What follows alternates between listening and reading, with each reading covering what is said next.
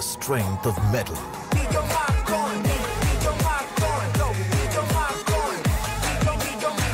The new Classic Mark III. Get your mark on.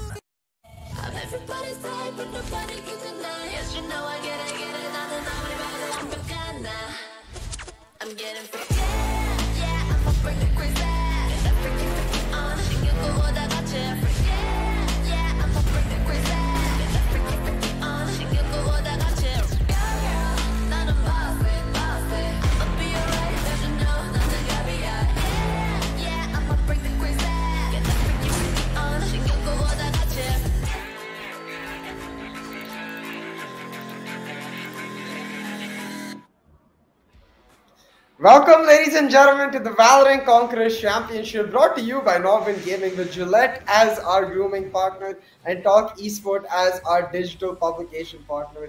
My name is Nikhil Sievansali, and joining me on the desk is Neeraj Necrosangle as we bring to you the upper bracket finals of the final qualifier. This is it. This is the last chance to get to the VCC main event. Necro, it's the Wildcard qualifier. Exactly, the wildcard qualifier, baby. As you did mention, the last chance to actually make anything happen. The teams actually did lost in the finals and semifinals. I mean, pretty much the regions that had two qualifiers, of course, including Pakistan, Afghanistan, and then India, they had two qualifiers for themselves. They moved over to the consolation finals, and then now, by winning those teams, they have came here in the wildcard. And I mean, it's gonna be hell of a journey, isn't it? Yeah, definitely. It's also because of the fact that the matchup we have today, we've seen in the previous qualifier, in qualifier 2, the semifinals was Enigma Gaming versus Team EXO, and that's the upper bracket finals again today, Enigma Gaming versus Team EXO. So I'm excited to see which region actually picks up this wildcard spot, because while we've got these two Indian teams in the winners bracket finals, we've also got a Pakistani team left. But enough about that. Let's talk about what's on the line, because you're on the horizon. You can see the main event, and that's where this $33,000 is up for grabs. One more correct step forward and you get a chance at that.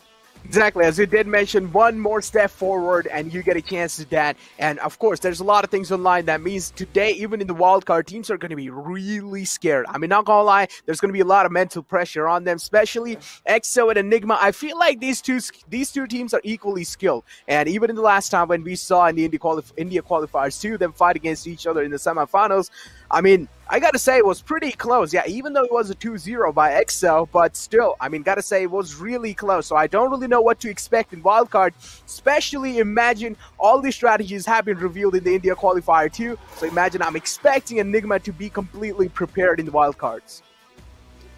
Exactly. I think it's going to be crucial to see how that pre-match preparation is going to come in, because I expect that we're going to be seeing very different maps. I hope that we're going to be seeing very different maps, because Enigma does not want to run it back, especially on Haven. That's a map you want to try to avoid. But given EXO's strength on Ascent, I expect the veto will be the exact same, where they'll just carry on. But as we were talking about, Necro, back to the initial discussion, which was this is your last chance. As you can see, VCC Playoffs is going to start off next week. So for all of these teams, it's not just about getting to that destination, but it's making sure your journey doesn't have too many bumps. You know, if your car gets to the destination, it's all broken in tatters, well, that's not going to be too great. As you did mention, I mean, as long as you're getting there safe and sound, you know, that's all that really matters. And I feel like the first, as you did mention, in the upper brackets, we already have EXO and Enigma. And as I did mention as well, it's going to be really close, but it's going to be so hard to actually explain, you know, how it's going to be there. But one thing we can definitely explain, it's going to be the tournament explanation. So, of course, as I did mention, two qualifiers were there for the India region. Then you have also two qualifiers for Pakistan, Afghanistan. Then one was for Bangladesh, one was for Sri Lanka, Maldives. Then one was for Nepal, Bhutan. And currently we are at wildcard right now. And after wildcard, as you did mention, this was the last chance. So after wildcard, we're going to be moving off to the grand final playoffs. Yeah, but let's take a look at all the other teams watching the match with eager anticipation today to see who their final opponent is. It's Velocity Gaming, Salt Esports, Damru Gaming, Crash Landing on you, Exili Esports, Global Esports, and of course, how did I miss that? Exploit Storm. And for me, like in general, these teams are such an elite bunch. So to qualify to even be on that same stage as these teams, whichever team does end up winning between EXO, Enigma, and Arrow, they're going to have to make sure they get themselves to that elite standard, because it's the best of the best in the VCC playoffs. Exactly. It's going to be the best of the best, and I can already feel the intensity in the game right now. I can already, even if it's starting, like before it's starting, I can already feel it, because we do know the kind of personal, I would say, a little bit of personal rivalry going on between Rafuel and Ghost, and we're finally going to be seeing that getting unrevealed again. But hey, if you guys were wondering how the wildcard actually worked, it's right in front of you, lads. So in the start, you know, Max D did get kind of a bye, so they moved in forward against EXO. Then EXO actually completely demolished them. Then EXO completely moved in forward, and now Enigma is here as well. I mean, Enigma, now, they pretty much beat Arrow, so, of course, Enigma is also moving in the upper brackets final, and that's why the teams that actually who lost in the upper brackets, they moved down to the lower brackets. There are a few results that really catch my attention, though. For example, the Legion beating Max D, which is showing that even the Nepali second seed has so much potential, beating the third seed coming in from Pakistan. So for me, that's a really good point, because it gives us the idea of how we can maybe compare NODWIN Gaming when we get into the VCC playoffs with all these other teams. And even if you look at the round 3 in the low bracket, they lost 2-1 to Arrow. So you can say that there's a lot of potential, and tournaments like these, opportunities like these will really help refine their potential to get to a higher standard. We'll see how NODWIN is able to do. But today, it's all about India and Pakistan. And it's fitting given the days itself, because right now it's going to be Enigma versus EXO to start us off. But the loser of this match, well, they're going to have a long day, because they're going to be going on later to face Arrow in the lower bracket finals. But taking a look at the predictions, we've got a 2-1 all the way around, except 2-0 fixes. But most of us believe EXO will take the cake, but Chad does not agree. Yeah, Chad does not agree with that. Even the same thing happened last time as well, right? And then Chad just completely changed their colors, and they were like, all right, we're going to EXO now. So that might just happen anytime, because Chad can change their opinions anytime soon. But it's not the same with us, right? We have to stick with the same we have been. Yep. So as I said, 2-1. CA said 2-1. A little bit of unique decision being made from the side of fixes. So I would explain why it's 2-1, okay? As I did mention, they have fought against each other in the past, so Enigma pretty much does know how EXO works. On the other hand, though, now EXO has pretty much revealed their strategies in the qualifier too, so I'm expecting Enigma to actually learn from their mistakes and now come in even stronger. On the other hand, you also have a man like Ghost on the side of EXO. I don't really know how he's been performing up till now, but in the past when we saw him, he was quite shaky. Yeah, definitely. And I think that's why the veto is so important, and perfectly it comes up. So the bans, just as we expected, the same as the previous best of 3 where we saw them in the India qualifier number 2. But this first pick I love for EXO. Split coming up, which means Ghost will play the KO. And I really like the KO on him, particularly against Enigma, because it removes the pressure of that Rafuel versus Ghost matchup in the Jet v Jet that we normally get to see. Instead, forces Rafuel to directly cater to Excali and frees up Ghost a lot, where he's not heavily focused on one particular avenue in the match. He can be much more free and much more relaxed in his gameplay, and therefore pop off. Exactly. Split, of course, we all do know it's a closed, congested map, and Excali, I'm expecting this lad to play Raze. Without a doubt, I mean, he has been kind of utilizing that Raze on the Split map, which is pretty much understandable. Raze is just so good when it comes to the map of Split, right? She has been pretty much shining on that map. But yeah, you know, enough of small talk, CA. It's time for a big boy. It's time for a big boy realization. What do you think? So which team's going to be taking it home?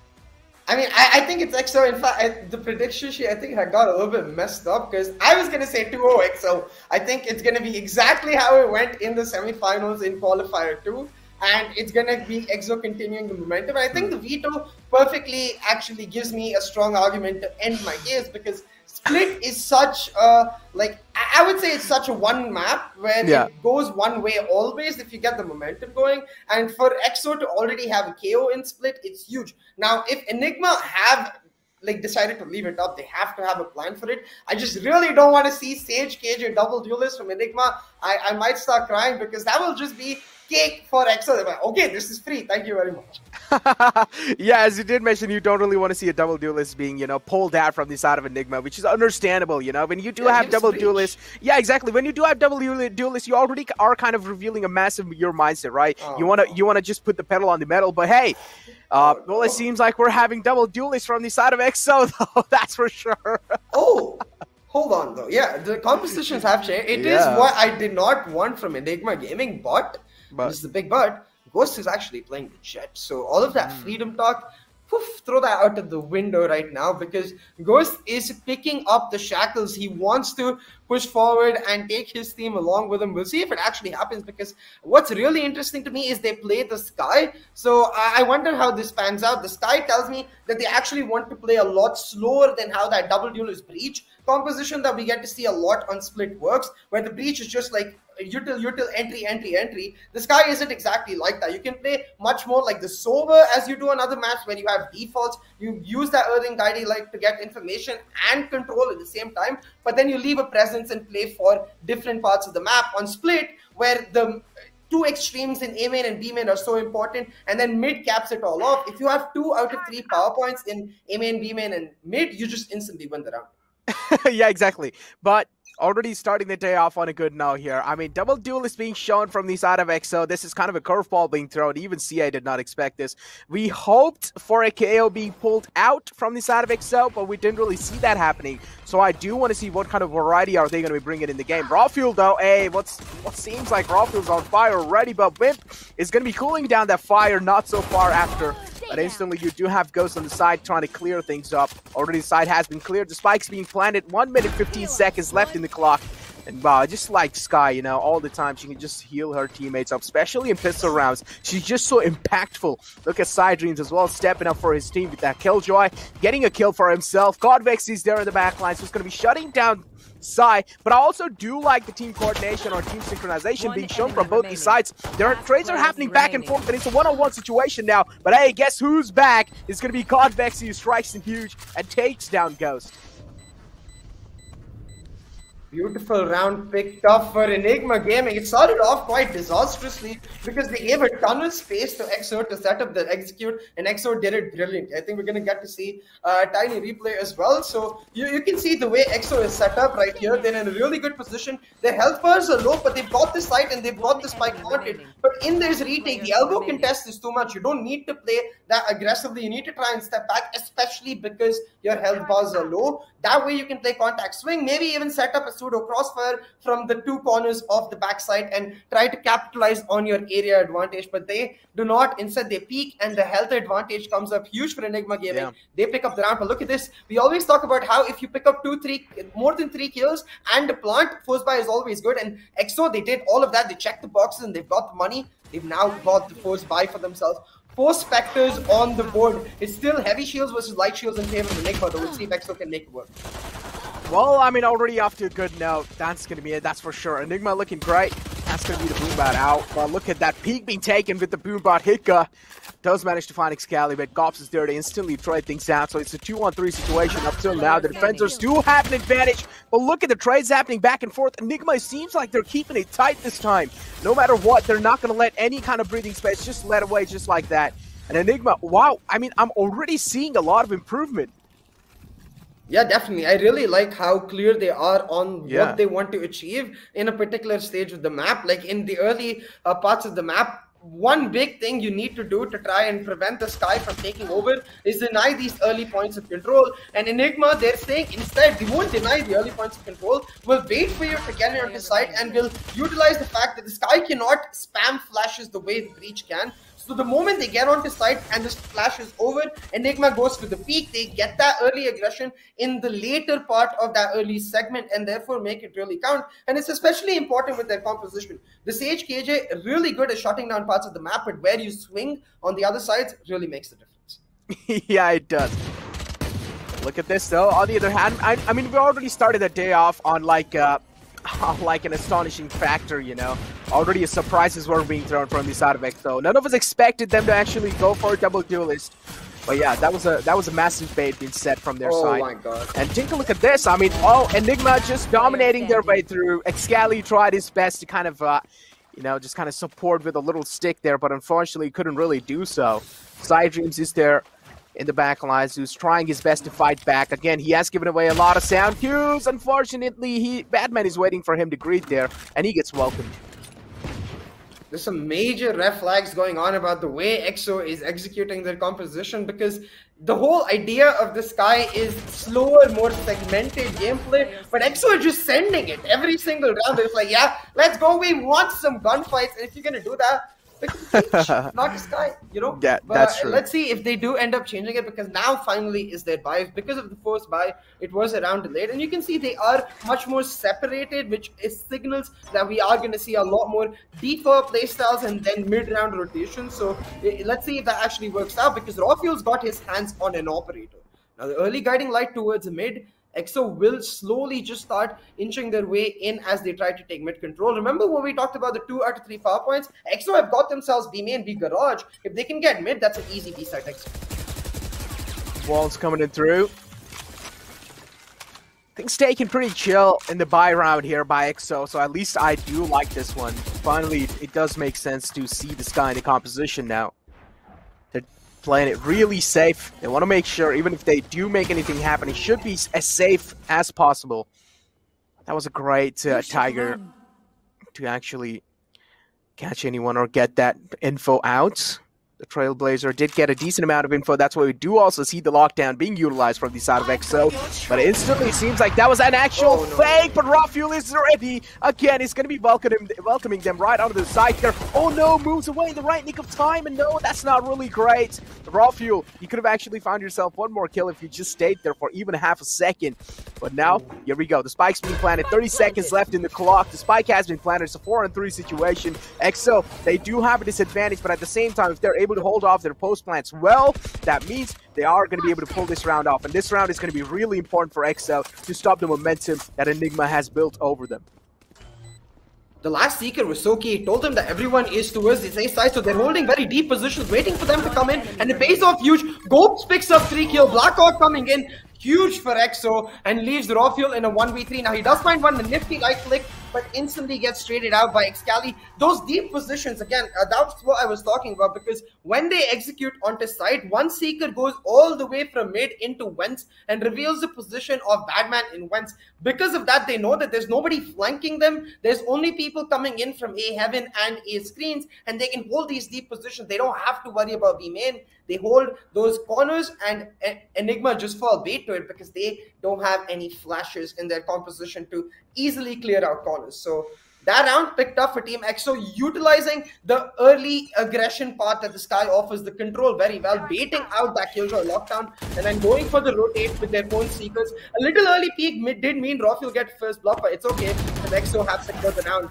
Now, once again, baiting out that early util now with that first blood. Going to use the Trailblazer Boombot to clear out B7, but this is the way you play with the Sky. You don't need to push the area you've already got. You need to find a different area, and that's what EXO is going to try. Exactly. I mean, this is what Sky's really made for, right? To try and gain control. That's why you have Trailblazers. At the same time, you have those flashes who reveal the positions, and those are really important. But on the other hand, now I don't really know why that aggressive peak was being taken from their side, but hey, it doesn't matter. Trades again happening back and forth. It seems like Enigma now are getting completely destroyed, but we also did see that safe buy coming in through from their side. Oh, he got ults out, but he moves away in the right nick of time as well. Gets spotted in the mid. Badman now. Hika does know someone is back right behind him, but that's a great ult, denying Vimp. That means the entry is also being denied. That's going to be finding Hika a little bit more time, but it doesn't matter. Gops is there with his godly aim, and it's pretty much going to be sealing the deal onto their round. And this means they're going to be getting another round in their back. It's 3-2. Yeah. EXO picking up the win once again. Now starting to really put a lot of pressure on Enigma's economy, because EXO, the rounds they're winning, they're able to cause a lot of damage for free. They're not actually investing that much utility because Enigma are giving them the early peaks, and that's where Enigma needs to worry about how they're going to change it, because yes, they can still afford one buy, but this buy will be at the cost of a couple shields, as you can see, and it will mean they need to be very careful now. They are changing it up, playing the Astra KJ on the lurk, heavily contesting this mid that EXO has continuously taken control. The Gravity Well will force out the early tailwind, and the wall brought up, but the wall perhaps poorly missed time because they lose their own bottom. Oh my god, he's so lucky, Wimp! Oh, he just shoulder peeked that. But hey, now they also do have the mid control. They've managed to break the wall down as well, so that should help them give a little bit more visual in deep mid. They're reducing Trailblazers out to scout any area out. Now, they definitely do know there's a massive setup being made. There's a crossfire being set up. Rafuel with a fantastic shot on the Excali, but he gets tagged up with Wall, and he's down to only 1 HP. Oh my god, that was a great shot from Excali. Gotta give props to him. But hey, as long as you also do have that kind of a healer on your side. You can always get those heals. And Vexy exactly. Vexy doing the same thing. Raw fuel back on decent HP, I would say. Should at least get himself a safety cushion. Now, they've used Blackhawk's early position towards A to set up this Cosmic Divide and go for the A execute, but the key position here is that Killjoy towards mid.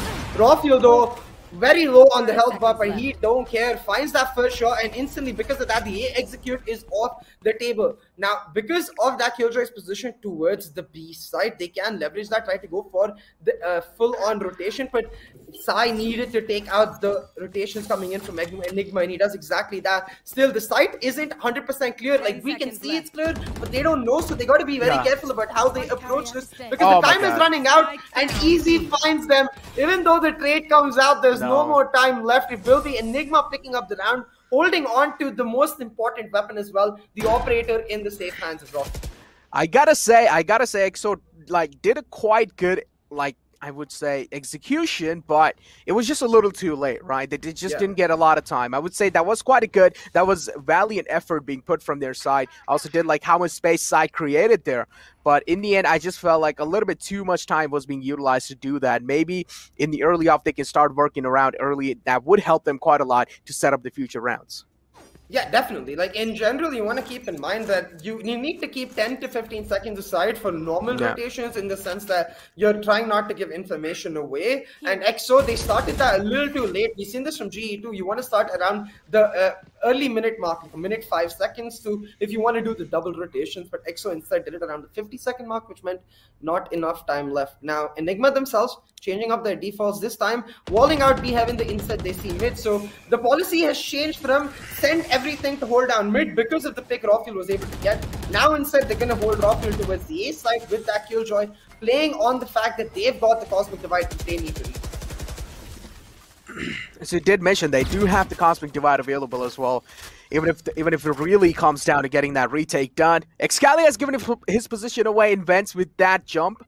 So that is going to be a little problem, I would say, because now they definitely do know that there is someone present in the vents. EXO do have a lot of map control, but it just really comes down to how they're able to convert it in their own advantage. That's a great showstopper if they're able to find a lot of value through it, but no, they're not really able to do so. Hika does manage to take down the guy with the showstopper, but instantly he gets traded out. Side Dreams is there to clear the side and goes through the smoke. Gonna be finding God Vexy, and oh no, this is not really looking great. It's a 2-on-4 situation now. Enigma on the receiving end, they do have a massive disadvantage in this retake. I really feel like, saving should be the priority here, and yes, this is what exactly they're doing. You can already see that Jet and Killjoy just staying back and chilling around, hanging around, making sure if they can try and do as more damage, that would of course be a better thing, but hey, saving is probably the main priority for them right now, and that's what they're doing.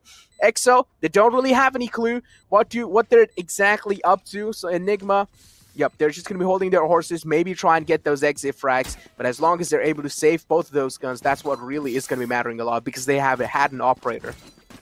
Yeah, I mean, the save definitely good for Enigma, but I don't understand the logic and the way they executed their defaults. Definitely the idea that they want to give up mid and play more committed to the site and Heaven areas, particularly, you could see they were stacked towards B and A Heaven, where the Killjoy and Jet were playing together in that Ram's position. They were trying to hold on to the Heaven, so even if they give up site, they could retake easily, but that sentiment was not echoed across all the players, because you can see in this B side execute, all 3 players stacked up in B side are taking individual duels. They're not actually trying to hold on to a power point. You need to either stack up B Heaven or stack B side, and therefore take the fights together, not separated. Instead, they maybe go into a panic when they hear that the Raze is bringing the party, and they're just like, oh no, rocket, run.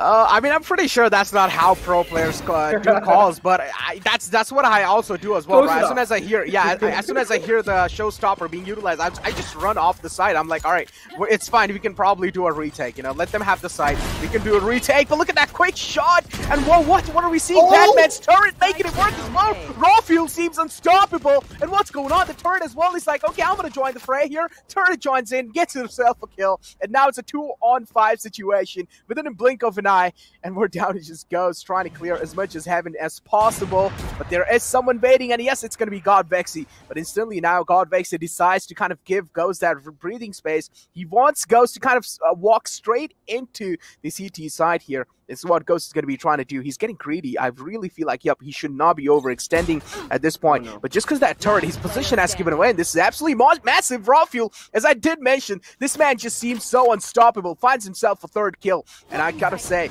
raw fuel has stepped in huge inside this previous round. Goes slowly meandering towards this ARAM's area, gonna get spotted out by Easy, and in the nick of time he's able to get himself a weapon. So now Ghost in a very precarious position, still manages to find one, looking for raw fuel, finds a second as well. Ghost, I mean, it's almost impossible to pull off the ace considering the time, but can he find another kill? He cannot. Easy takes him down, but a decent bit of damage done still by Ghost will affect Enigma because their economy is still in a bad position, but Enigma will not care. They were able to save the operator from that round, so they'll just hand that over to raw fuel, which means all they really need to get the buy through is two assault rifles in this round, so it makes it very easy for them. And here is where you can start seeing the strength of that CHKJ combination, where last round EXO went towards that B side, and due to that small lack of understanding between the players, if they're playing for the retake, if they're playing for the commit, that round ended up going to EXO, but the mentality was still there. They denied the heaven, using that heavy stack and using the fact that the operator was playing on A. This time when EXO goes on to A, they play into the operator, and well, as you said, raw fuel is currently on some fire. Not stoppable whatsoever, hits every single shot, and I think EXO trying to switch up the tempo to try and change that. They've taken B garage control, they've invested a lot of utility and traded it out in mid, and now they're setting themselves up for this B side to execute. Cali, oh, no! Cali, no! He had such a key positioning for his team's success, but again, he messes up. Oh no, this is why you should always watch your back, ladies and gentlemen. This is a prime example, right? Even if you do think it's clear, it's never clear. You should always watch. There's always going to be someone who's going to be backstabbing you. And here we have Vexy getting himself 2 massive frags. EXO, what's going on out of nowhere? They're getting shut down by Enigma. And as I did mention in the start as well, we're already seeing a massive improvement from the side of Enigma here. They have completely did their homework. They have read how EXO plays or how they think. And it seems like we're just seeing a complete new Enigma here. 30 seconds left. I just don't understand the logic from EXO. Why is the spike going towards mid when you have a lockdown in B garage? What? Like, the only... Like, I can imagine why the spike could be rotating, but it would be going towards A, not mid. Mid is like the hot spot for the defenders because you just kick them out of B heaven with your lockdown. They're obviously going to be at A. Yeah, but so, listen, I feel like the theory behind there was like he didn't know himself that he had the spike. That's the only thing I can find out. That's the only thing I can say. I mean, that's the only possible mistake that can happen. I mean, there has to be no way, right? He knows he has a spike and he still commits in mid. I mean, it has to be like, okay, he just doesn't know that he doesn't have the spike and he steps in mid and he's like, oh guys, I had the spike. I didn't know that. Why did you tell me? That has happened with me. Let's be honest. God. I mean, yeah, fair enough. I guess we'll take that, but it's a heavy cost because EXO now onto the eco.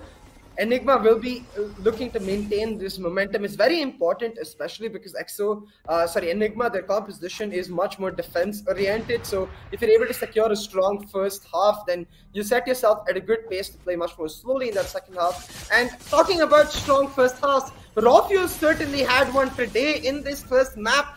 Round after round, getting that first blood on the operator, he is infallible. Yeah, he definitely is. Looking absolutely fantastic. Ghost, look at this 3-man stack coming in on the stairs here. Heaven control, that's what they're trying to do. The main priority is there. Ghost, though, he's not really able to deliver up till now, but hey, who's able to deliver? It's going to be Excali. Managed to find himself, but again, the manage have been even down, but not anymore. He goes there to kind of stop the even manage there. But hey, Gops, while reloading, moves towards the CT side, and Badman is there. He's like, all right, Gops, you have found yourself a lot of control. Not anymore. Instantly denies that. But hey, in the replay, you can see how things really went down. I mean, as always, Raffle just opening the fray up. Ghost, again, as you did mention, as soon as Ghost just jumped down through the heaven, you were like, all right, what's going on here? Why did Ghost do that, right? And even if he did, he completely messed up. He missed his crucial shots that he wanted to hit. But yeah, even I don't really understand, especially when you do have the Blade Storm. I feel like going through the ramps or going through the rafters is probably a better choice than just dropping down to hell.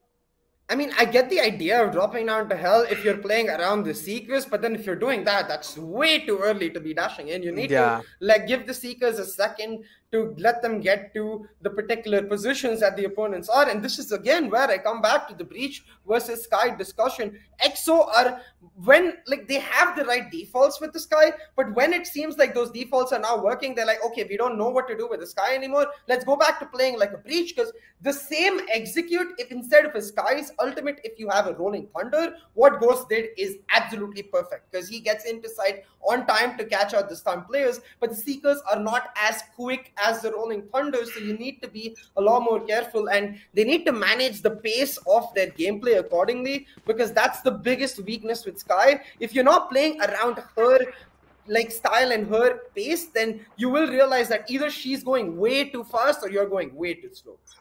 Exactly. 7-3 is the scoreline. That's why EXO did have themselves a tactical timeout up till now. I don't really know what kind of changes are they going to be bringing in the game, but yeah, they do realize this is their bye round and this is going to be really important. One of the most important rounds for their survival inside the map of Split. Considering the fact that Split is really good for the EXO side and they're getting this much dominated, it's really making me kind of think that, have I just predicted something wrong? It's definitely possible, but big but is that Enigma's composition gets exponentially difficult when they get to the attack. But look at this, Rafuel, a really nice first kill, but a very dicey dash will mean he's stuck in mailroom. His team coming to back him up, but Rafuel will just go for the peek. Ghost takes him out, and that's a 1-for-1 trade, but with the Sage alive on Enigma's side, so EXO need to be careful. They need to protect Rafuel's body with their lives. They cannot afford to give up mailroom, or that will mean the resurrection for Enigma Gaming. Exactly. The resurrection for Enigma Gaming. And this is what they're really looking for. Rafuel, though, I gotta say, he's a brave man. Even in such kind of a tricky situation, he still peeks out. Instead, he doesn't really wait for his teammates to provide him that kind of a crossfire setup, but he still just makes that peeks happen. He was like, all right, this is my best chance I can take, and he probably takes it. Unfortunately, though, wasn't really able to make the best out of it, but hey, it's fine. Rafuel has been so impactful throughout these games. On the other hand, though, look at this. On the side of Enigma, they have a Cosmic Divide ready, a Showstopper, Resurrection at the same time. They have a Lockdown, so they shouldn't really, I'm expecting they should not really struggle that much, especially making that retake happen, and it seems like easy is going to be making it look so easy. Already takes 2 players down, and just like that, enough time has been bought, and Enigma again strikes in at the right nick of time, and Easy just makes it look so easy. And Vexy as well in the end, just like Assault on the injury. Oh boy, once again, EXO, this is what I was talking about. Either you're a little too fast or you're a little too slow. They're not able to find the balance. This round, as soon as they find that Rafuel kill, I actually think they should just send it. Like, they know that the stack is towards B side. They know that there's a Sage and Astra left, because Enigma haven't changed their defaults in about 5 or 6 rounds. So since you know which agents you're facing up against, the fact that neither Sage or Astra actually have any aggressive utility, they have utility that can stall, not that can damage. You should just send it and try to take as much periphery as you can, because you shut down the operator already. But instead, they slow down. They give Enigma a moment to breathe, and Enigma makes them pay. 8-3 now into the final round of this first half. This is crucial. If EXO can find the win, they will find a solid foundation to pull off a comeback. But if Enigma can find the win, it will open up the floor for the pistol to be so crucial, and on that double central composition, but the util doesn't matter as much in the pistol, that 9-3 can be huge. Now keep this in mind, Ghost does have the spike. Instantly he passes on to Excali, so that's a good decision, because he does know he's about to take a risky peek anytime soon. Imagine if someone just drops down inside vents at this point. He would just be completely kind of rained down by bullets. That's a good nade from his side. Gonna be dealing a lot of damage onto him, but he instantly backs out. A Showstopper was made in the right nick of time, but unfortunately not really would find a lot of value through it. 3-on-5 situation up till now. They still have the Resurrection available on the same side. They have Cosmic Divide and a Lockdown. I'm still expecting the lads of Enigma to have a little bit more advantage on making that retake happen, and yes, this is what they're exactly doing. Lockdown being utilized as expected. He needs to hold it down. Badman holds it, no! But yes, he does a good job until now. And imagine one player has been detained, that's going to be Ghost. But if Ghost's position is being compromised, that's a good Cosmic Divide as well. Oh my god, he has blocked so much vision from the side of EXO. Wimp is still sneaking around there. Excali tried to flank in, but hey, guess what? God Vexy steps in huge, and that boom bot as well. wow, gotta say, Enigma, no matter what EXO is doing, they're easily able to counter each and every single move. As you mentioned, right, the ultimates did give such a key advantage to Enigma Gaming that it came down to Sai's positioning in that round. My eyes were on the minimap the entire time, looking if he could deny that resurrection. You can see right here on the minimap, he's near that Vent's position right outside ramp and knows that the resurrection is coming out, but it gets instantly taken down by Vexy, able to not just get the resurrection up, but take out Sai as well, meaning then they get heaven control and they have screens control. The retake is a piece of cake. At that point, if Sai is able to instead find even one kill and back off and save his space and hold his position without that heaven control, Enigma would have been in a very difficult position to actually execute on the retake. And now that round picked up 9-3. We talked about how huge this was for Enigma, but that advantage only pulls through if you win the pistol. So Enigma need to maintain that momentum with this round. They need to keep the pedal to the metal and take this win throughout, because if the vice versa happens and EXO gets some momentum going, Ghost gets his hand on an operator, well, things start looking dicey. That's a great flash to start the day off. Second half pistol round. This is going to be really important for EXO. Keep this in mind. If they want to stop the momentum and keep their momentum going forward, or at least start their momentum. Until now, they have only managed to win like 3 rounds. But hey, that's a great find from Sai Dreams. That's going to be giving them a massive sigh of relief. This is what Sai is really meant for. But on the other hand, Sai, what are you doing? How can you not expect someone else to be there? Sai, though, gets a little distracted, but it's fine. At least he gets traded out, so that's fine, I would say. But on the other hand, that was a great wall to kind of deny any kind of rotation. That's going to be buying this so much time. God Vexy, again, with a clever wall, but Hika's there to protect him. I just like how they've got each other's backs, but hey, now Vexy's down low. He has to wait for his heals to come back up. This is what he's really trying to do at this point in time. Hika's priority here mainly is going to be to try and protect Vexy for as long as possible. That was a great nade, but a little bit of misplaced placement coming in through. Wasn't really on par, but hey, we have came down to God Vexy now. Oh no, he's a clutch master. Do not give him these kind of clutches. If you do, God Vexy's probably going to be making a history, but no, he gets denied. But still, Gops is down to only 5 HP. Gotta say, Gops is quite lucky. I don't know if it's luck or just precise gunplay. Perfectly on the head, gets a nice burst on and takes him out. And EXO pick up the pistol. We talked about how important it was for Enigma to actually win the pistol to carry the advantage. He's not able to do that. And I have to applaud Sai. Even though he's caught off guard in his positioning, he still takes down Batman before he dies. So he picks up 2 kills before he actually ends up going down. And that means that this site, even though it's taken by Enigma, it's not with layers of control. They don't have heaven, they don't have screens, and EXO is ready to just pull off the easy retake and pick up the round. Now, once again, these teams mimicking each other's styles so far, as Enigma goes for the force buy, again, trying to prioritize mid. They love to go for those mid to A or mid to B pushes the way they did in that last round, and that's what they're going to look for again, especially considering that they've slowly starting to take A main control as well. 9-4 situation again.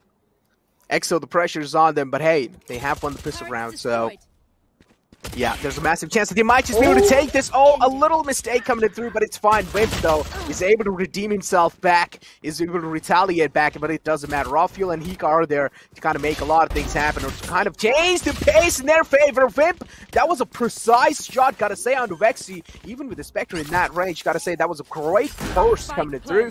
It's a 9-4 is the scoreline, as we do know. It's a 3-on-4, it's a 3-on-2 situation, my bad, and we still have Gopes alive.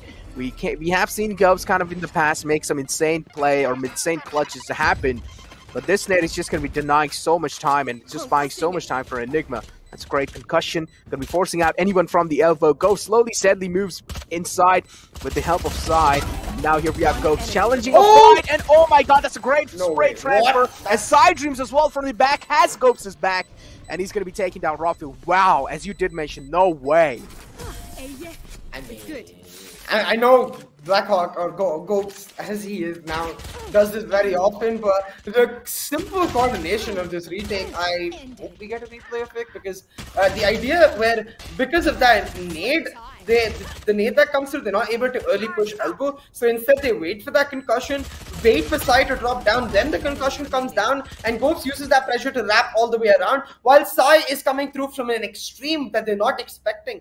Just in from the entry into side, he's able to flank that extreme and put a lot of pressure on both extremes of the side, where the coordination in Enigma just falls to pieces. And in a 2v3 situation, EXO pull off the retake, salvage the last round, and destroy the economy of Enigma Gaming.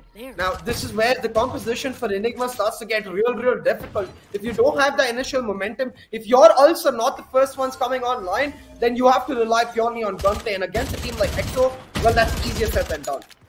Exactly. Well, I mean, already they have found themselves an opening in this round. Side Dream's going to be finding another one. Excali is there to get another one for himself. The last 2 men alive. Well, this should be an easy round being secured. Yep, this should be an easy round from the side of EXO. All of them just were found in the mid side. And all they did was just slowly, steadily, just jiggle peeking around, getting info, then taking 1 kill, then doing the same thing over and over again. But now this is where this is kind of a deciding round. This round is going to be deciding the fate of EXO. This buy round really depends, or it really comes down to the individual players that they have. And I'm expecting a lot of seriousness in that in this round now. I want to see a couple of executes from Enigma Gaming. Like, in the first few rounds, they've heavily focused on taking mid control and playing around that. And yeah, that's definitely understandable because their composition doesn't have flashes. So you want to play in a slow rotation-based gameplay of sorts. But now that they're actually starting to lose out those rounds, they need to change up the pace. So executes would be perfect because a couple of executes, you condition your opponents and then you go back to your comfortable playstyle. And it really sets you up well for denying the operator especially. Now, this is a full bonus for EXO. Excali still on the Spectre, just trying to back up, is able to use Wimp to make sure he doesn't get tagged out by the boom bop, but still B haven't given up. Mail route control will be taken by Enigma. Still that Trailblazer giving a ton of information to EXO, allowing them to maintain their positions across the map. I really like how scared he was when the boom bop was just following him, and then he just switches over to his Sheriff and flicks onto it while it's in mid-air and about to blast. Die. Oh man, I can already feel like, you know, I have been in those situations so many times. But yeah, I'm definitely not able to flick like that as he did onto them. Oh, okay, well, Ghost misses that shot. That was a crucial shot. He should have hit that. Look at Side Dream's position. Instantly utilizing all the swamp grenades, denying any kind of entry from the A main side. But on the other hand, Sai got spotted, but he's still able to convert that into a kill. Badman, that's a great shot coming through from his side. He realizes there is someone, but Ghost, what for the frenzy? He's able to do so much damage on Enigma. Misses the shot, instantly dashes away. Excali's there, who has his back and wants Enigma, even in a full buy round, they just get absolutely slaughtered. It's these small things that I wish we would really get to see from Enigma, just a little bit of awareness. Because as soon as you see Ghost on a Marshall, your mind has to click, wait a second, why is he on a Marshall? Because they won the last few rounds, he can definitely afford a better buy. The answer is they're just playing a bonus. So as soon as you realize they're playing a bonus, you have to realize that they're likely holding these tiny corners with the Spectres, and on that A execute, that second box is a pain in the backside for every team. Every team forgets to check that second box inside, getting full value off of that. Not only is he able to pick up a kill, but he's able to stall for so long that Ghost gets free peeks, that too with a frenzy. EXO winning their bonus as well, meaning now an operator is all but guaranteed if Ghost wishes to pick it up, and Enigma in a very, very bad position because they don't even have any key ultimates to play around. They've got two options on the table. Either you hard send it on one side, try to execute and trade out well, therefore getting yourself a good post plant with that Sage KJ, or you play much slower for orb control, but that's way harder considering you're playing against Sky. Exactly. But what do you think so in this timeout? Enigma is trying to have a talk right now. They do realize in the defending side, their team coordination and team synergy was really looking fantastic. But in the attacking side, it has been lost by a lot. And I don't really know how to work around it. So what do you think? So was this tactical timeout to like give them a little bit more breathing and at the same time give them a little bit of pep talk? I think this round, tactical timeout, more about the following round than this round. This round, they're just going to be like, guys, try to once again do what we've been doing. We'll change up the setups next round. And they do exactly that. Rafael gets caught out, but a trade from Vexy will mean Wimp has to reply with his own. Still the advantage maintained for XO, but because of that pain shell, we having control denied. Will now force out the Seekers from XO, making sure they invest to not give that opportunity on the Sheriffs to Enigma, giving them the respect.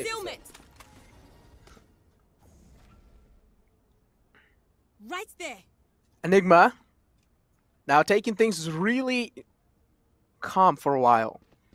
That's a great smoke being utilized from the side of Astra to block any vision or at least gain any info. But that Trailblazer, though, it has just revealed so much info, right? A lot of silence was being created from the side of Enigma, and that's a great pull, as you did mention. Ika wasn't really able to counter it. On the other hand, though, he also gets tagged. That's a great ding coming out from the side of Easy. But hey, here we have Sky, just as always, healing our teammates up. Just so great in these kind of moments. But we still, I mean, Badman still does have lockdown available, but yep, utilizing it right now wouldn't really be that good of a choice. He still have 5 HP left, and yes, as you did mention, their main focus here is like try and do what we have been doing since a long time, try and deal as much as damage in the eco round that we had, and then in the next round we're going to be trying to switch our defaults up. Yeah, and they've got to switch their defaults up now because this mid-control strat is simply not working. Enigma, so much momentum carrying over from the first half, all down the drain, no? Because in this half, XO are on a 5-round win streak.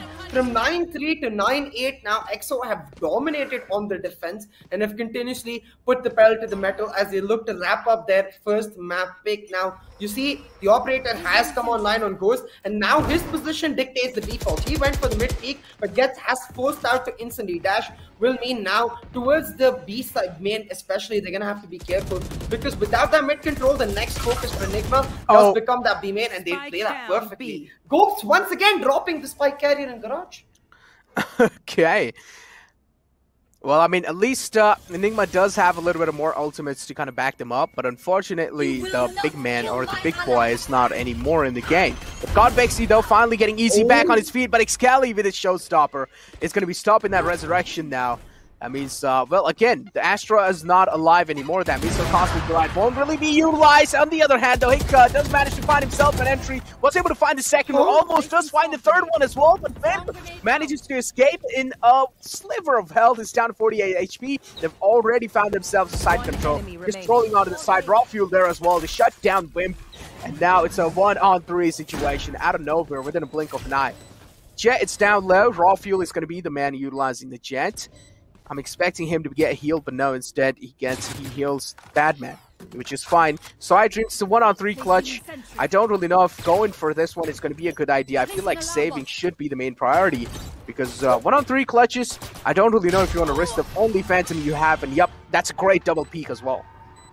Yeah, the issue was that the operator was actually in outside B Heaven on those rafters where he had to at least move into side to take that and try to save that maybe, but as you said, like I feel like at that point, aside an impossible position, they still have the money to pull off a buy. But here, this part of the round, Hika coming up huge to open it up. The round was going heavily in favor of XO because the trades, even though Enigma was getting territory, they were not actually able to translate it together. It was much more segmented and chaotic than this comp requires to get the side, which meant that XO still had a good position. But Hika pulling out a double out of thin air suddenly turned the tables. Enigma able to pull it off, get double digits online, and maintain a stable economy for themselves.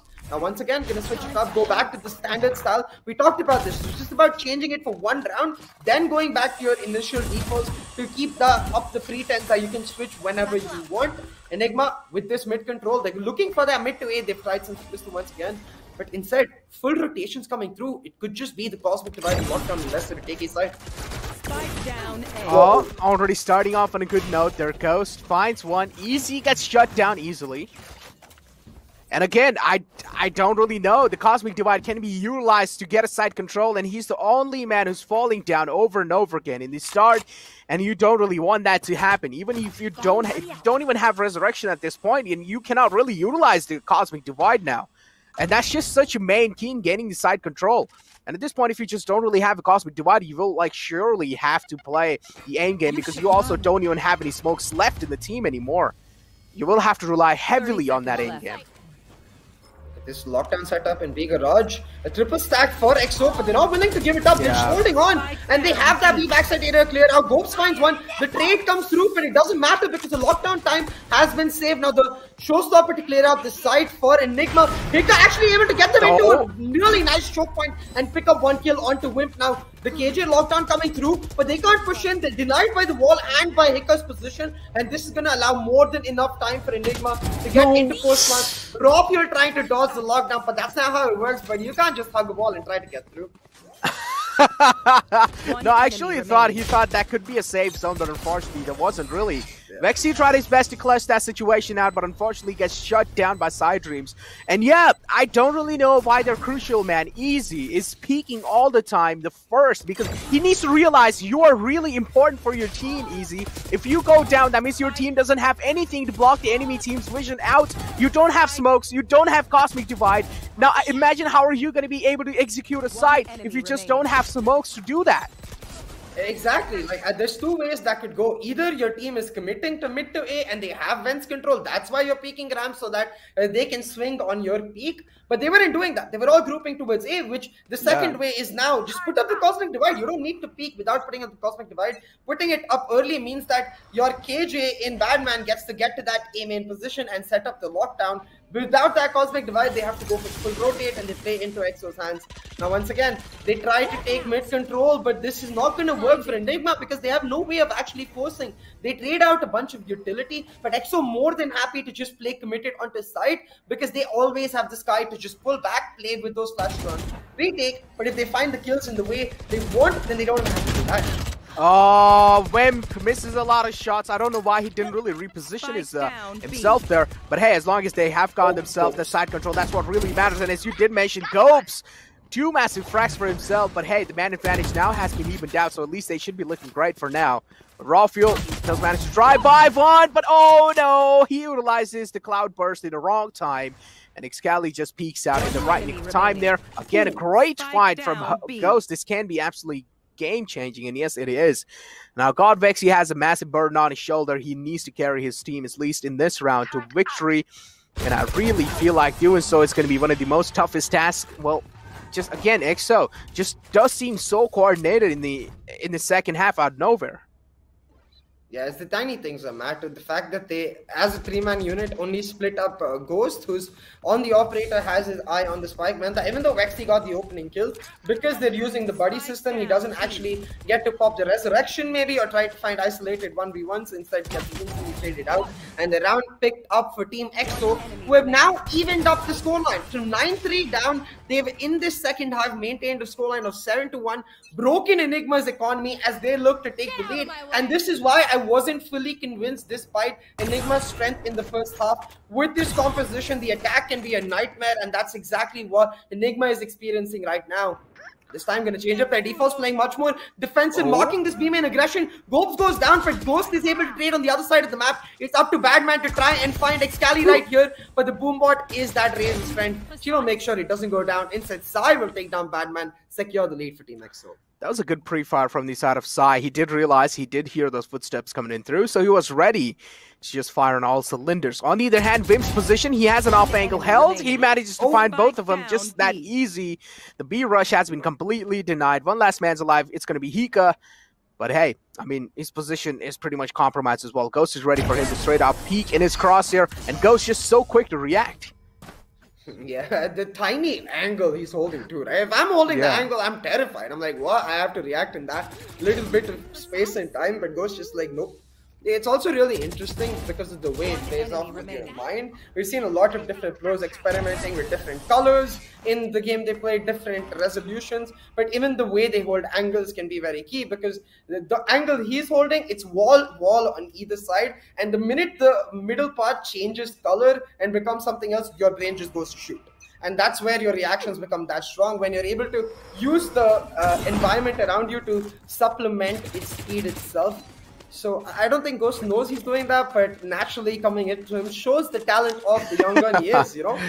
Oh man, seems like we have a psychologist CA here. He's explaining how brain works. He's explaining how the reaction works as well. I mean, yeah, that's a great explanation, gotta say that. As soon as the things you see moving in front of you, you just shoot. And I mean, thank God Valorant doesn't really have any team damage. Imagine if it had. Oh, man, oh boy, you could have seen a lot of things go south in these kind of moments. But hey, you have Sky again helping the teammate out, just toppling over the HP of Astra. Look at Astra, it's just such a so sneaky. Gops is on that aggressive pedal here. But hey, Gops, you need to know that you're really important for the retake as well, because you have those smokes. You also do have the Cosmic Divide ready. Imagine if Enigma does get themselves a side control. Gops should be alive to actually make a retake happen. On the other hand, now things are still looking so chill. But look at that. They're already able to find, yep, as you did mention, that trigger control coming in through, and Excali, oh my god, finds 3! But gets shut down instantly by Rawfuel. But take a look at that. Rawfuel's down low with that showstopper, which is just so unfortunate. Oh, I feel so bad for Enigma because they had the right read. EXO going for a huge gamble in this round, decided to heavily stack that B side, and Excali taking up that burden with ease. He's like, no tension, guys. I will hold on to his side. Don't you worry about it. The trigger control is perfect from Excali. Sneaky boy picks up a triple for himself. Almost would have been a quadra without that tailwind from Rawfuel, able to dodge out the rocket from Excalibur. It didn't matter. That triple kill enough to get the coffin on for Enigma Gaming. 12-10 match point for Team EXO. They're just now going to look to secure the nail in the coffin with this round, where they even have a weapons advantage, a high eco advantage for EXO. And look at this. Sneaky was how last round was done, and Golf's trying to replicate the same. Is able to find 1 kill, but the instant trade out will mean the resurrection maintains an advantage for Enigma Gaming.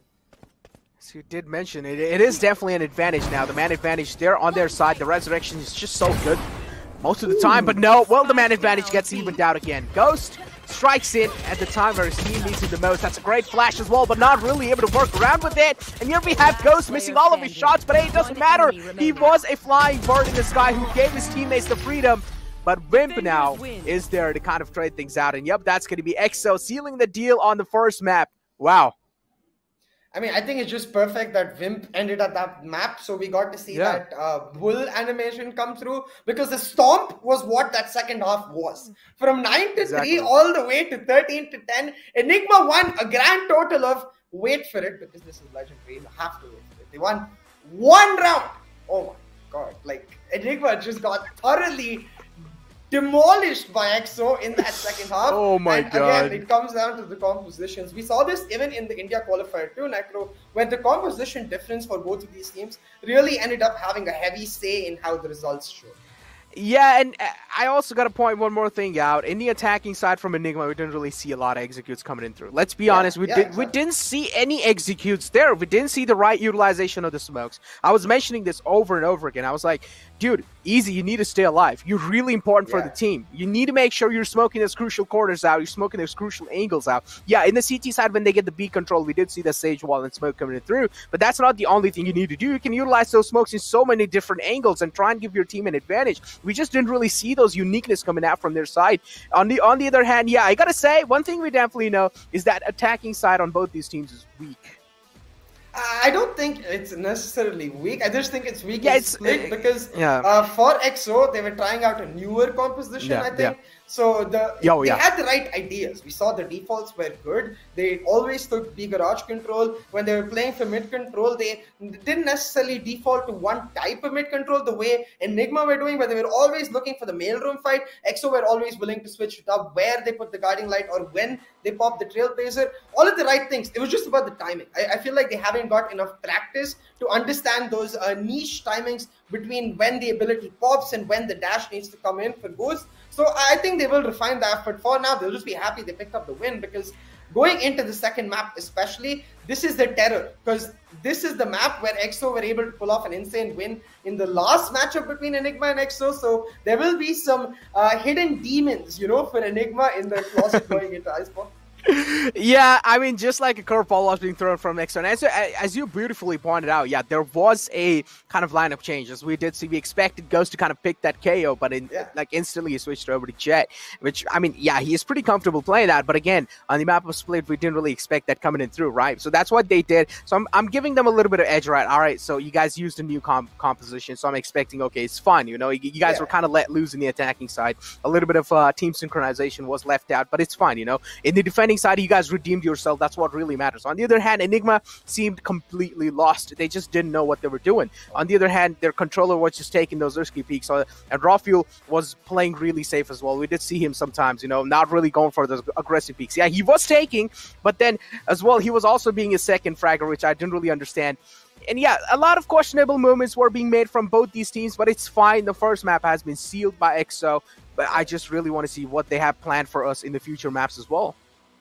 Yeah, the thing is, it's also about these individual stories. Like for example, you were talking about Easy. He was a brilliant player for Enigma in their 2-0 loss previously to EXO. Yeah. Now that he's off, it doesn't look like Enigma are even close to those standards, because even though they had a really strong showing in the first half, it feels weird to say that a team is on 9-3 and you're not sure that they're going to win.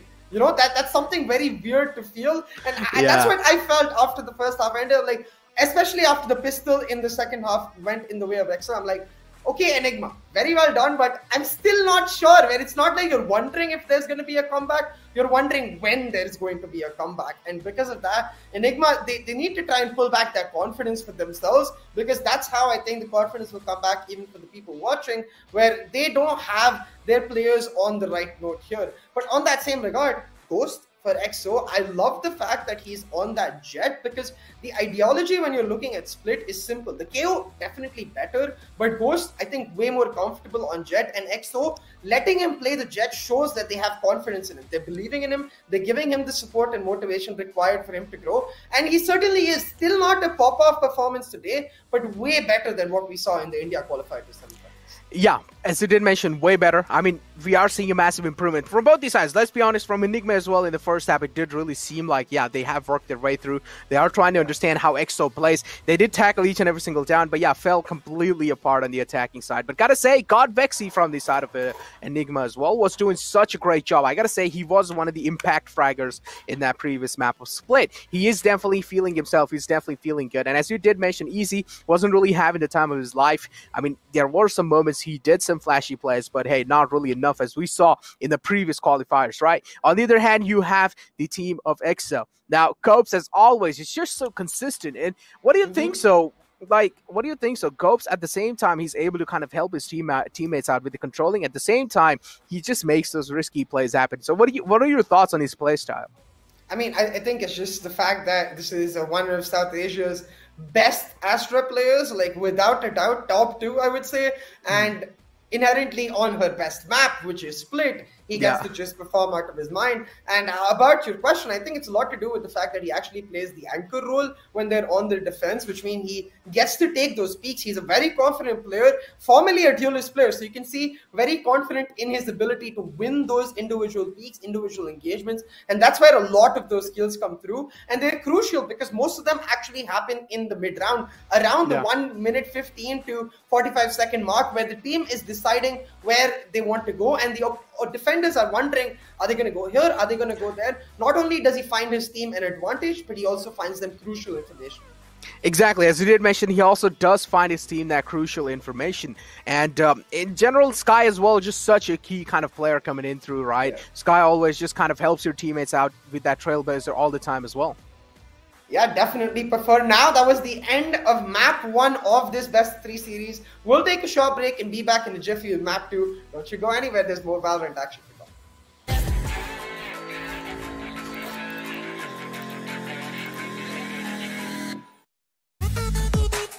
The power of steel. Get your mark on. Get your mark on. The strength of metal. Get your mark on. Get your mark on. Get your mark on. Get your mark on. The new Classic Mark III. Get your mark on.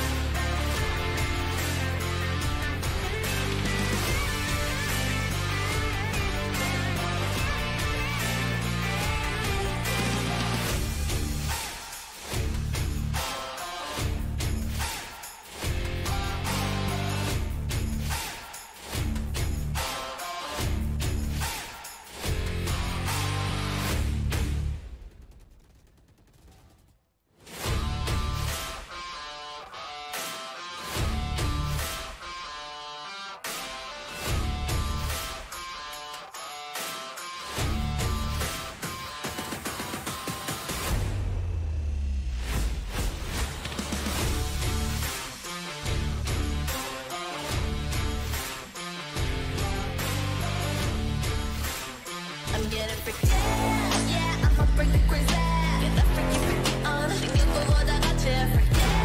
Yeah, I'ma bring the crazy. Get that freaky freaky on. 신경보다 같이.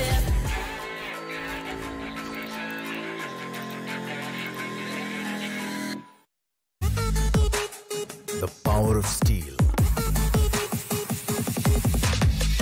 Get your mark on. Get your mark on. The strength of metal. Get your mark on. Get your mark on. Go. Get your mark on. Get your mark on. The new Classic Mark III. Get your mark on. Welcome, ladies and gentlemen, to the Valorant Conquerors Championship, brought to you by NODWIN Gaming, with Gillette as our grooming partner and Talk Esport as our digital publication partner. My name is Thea, and joining me is Necro here for this upper bracket finals between Enigma Gaming and Team EXO. Map 1 was a bit of a roller coaster, Necro. Enigma off to a solid start. They finished first half triumphantly, but after that, it was bye-bye. They disappeared. I guess they went to grab some popcorn and witness their own destruction.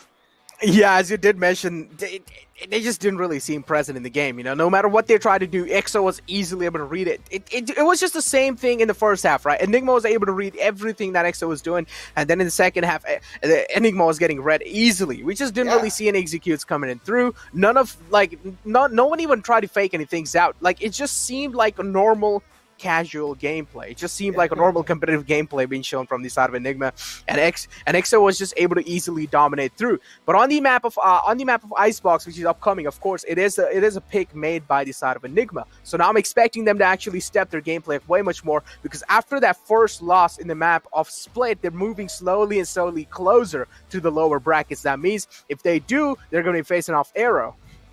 Yeah, and it's not just that. It's the idea of playing such a long day. Well, Arrow are just going to come up and play that one BO3. Enigma have to play the BO3 immediately after. Like, they get a short break, but they will still play on their minds how they are. Of course, this is a double-edged sword, and therefore a long discussion that will save for the actual matchup itself. And bringing back to Enigma and EXO, I think going into Icebox, we talked about the idea that in their last best-of-3 series in the India Qualifier 2, Sai pulled out that Sova, which he's maintained from them on the other maps as well. But that was the first time he showed us that Sova, and he top fragged. He helped EXO pull off an upset win in the first map of that best-of-3 series, and the rest was history. EXO used that momentum to push all the way through. So I want to see if Enigma have done a proper WOD review and understood what went wrong in that map, because for me, it was just the amount of space they were giving to Excali to do what he wanted to do. They need to find a way to suppress that Reyna and truly make them feel the loss of that utility in that Reyna over Killjoy pickup. Yeah, Reyna is just so impactful in the map of Icebox as well, right? It's just really good. But Excali as well, I mean, he has been utilizing Raze as well in the map of Icebox. We have seen him play in the past, so that could be a massive curveball being thrown. I still don't really know what he's going to be picking today, though, because in the past, I mean, in the previous matches of Wildcard, we definitely see Excali pick up Raze. And it seems like, this is exactly what he's going to be doing. He's going to be picking Raze again. This time, he's not really going to be hovering over Reyna anymore. On the other hand, you also do see Side Dreams again sticking his Sova. As you did mention, since the past, he has been utilizing the Sova, and it seems like he's falling in love with that character. Yeah, definitely. Sai, getting used to being the hunter, he's like, oh wait, this is actually fun. I get to be the predator. It's not fully sport, as they say. But hey, we'll see how it pans out, because as you mentioned, that race pick going to come through for Excali is something they switched up right after their matchup against Enigma in the finals of that India qualifier, where they lost against Global Esports. And considering Rofio's performance in that first map, especially on the defensive half with the operator, I was hoping for the Reyna, because that way you have an immediate answer to Rofio. But instead, they're going to go for a much more like similar form of composition, where if you're replacing the KJ, you still have that utility in the form of the Raze, but now you have the utility in a much more aggressive agent, where then on the attack, you have the ability to double satchel in, support Ghost on those exploits. As you did mention, support without a doubt definitely does go on those executes. And whenever I just see, you know, Sai's webcam there, whenever we do see those players getting ready for the map, I just wonder all the time how is he able to grip his mouse like that. I don't know. I tried yesterday. Literally, I tried yesterday gripping the mouse where he does, I mean, and it actually slipped away. Yeah, he so slipped. he has the true clock grip, you know, like he's the. I don't know. My mouse literally slipped when I tried to like flick with an operator. I was like, all right, this is not going to be happening from my side anymore. But yeah, here we have XO. Excali, well, the first engagement, he's going to be the one to actually seek it out. Then slowly, steadily, Ghost is there. Easy side control has been given away. I mean, intentions also revealed from their side that it's going to be a retake. But Enigma, as you did mention, an easy side control was given away, which was quite questionable. And Ghost then just decides to dominate his way through. And what's going on? A casual stroll being shown from the side of XO. They just seem so confident out of nowhere. And now Enigma, I'm pretty sure the pressure's upon them. And oh no, in the first round, absolutely getting demolished like that. Cops with a 3K. And Excali getting himself a 2K.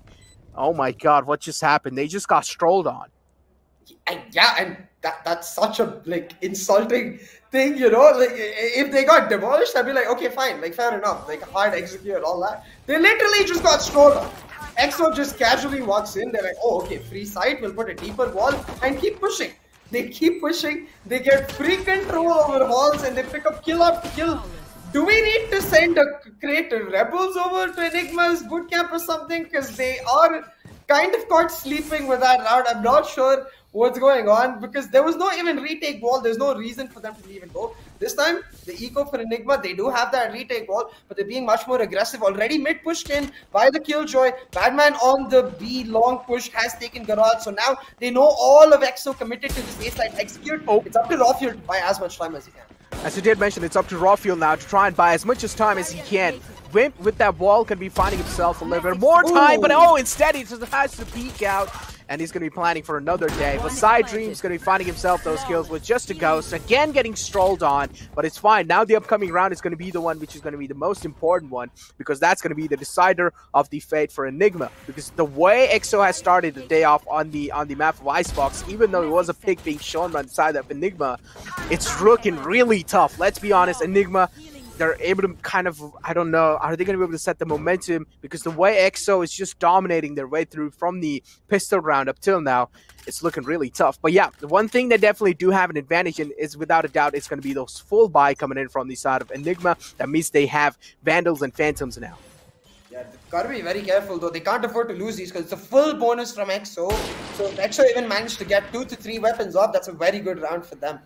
Now Enigma, once again, gonna change up their defaults as they've regularly done. Pistols are very different to how they play their buys. So this time using the Viper wall to cut off the A entry, trying to play those deeper angles, anchor down A side, on where therefore allowing on the other side to be much more aggressive. Rawfuel already with the garage control, now going to find himself in a 1v1 against the Viper, but it's actually Excali using his team's pleasure to start pushing it onto the map.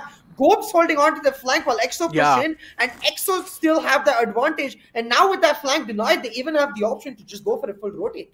As you did mention, the flank did get denied by Gopes there. Rawfuel tried his best to flank out, but Gopes is just ready to get any kind of an info. And Gopes is always just playing that key positioning for the team. Just walks in, Ghost manages to find the opening. He finds the second one as well. Tries did happen back and forth, but still XO end up in a man advantage. And they're just looking really good. That also means they have gone themselves Phantoms, and Enigma is looking really shaky. It's a 2-on-3 situation. Retakes looks really tough because the post-plant positionings are really looking great on the side of XO. Ghost, as always, just showing a little confidence, which is fine. He's a duelist. This is what he's supposed to do. Instead, he's not really able to convert that confidence into a kill. That's going to be a little problematic, but hey, at least he dealt a decent amount of damage on him. He does spot him out, and he manages to find one. Is he going to be able to clutch the situation out? This is where he slowly, steadily sneaks upside, finds that opening, he finds that visual, and he's going to be converting that visual into a kill. And as always, Sai as well, having a great time playing that Soa. I just got to say, Sai with a brilliant play in the end. He just walked all the way up the ropes, and then, well, no, he didn't really expect Sai to be there.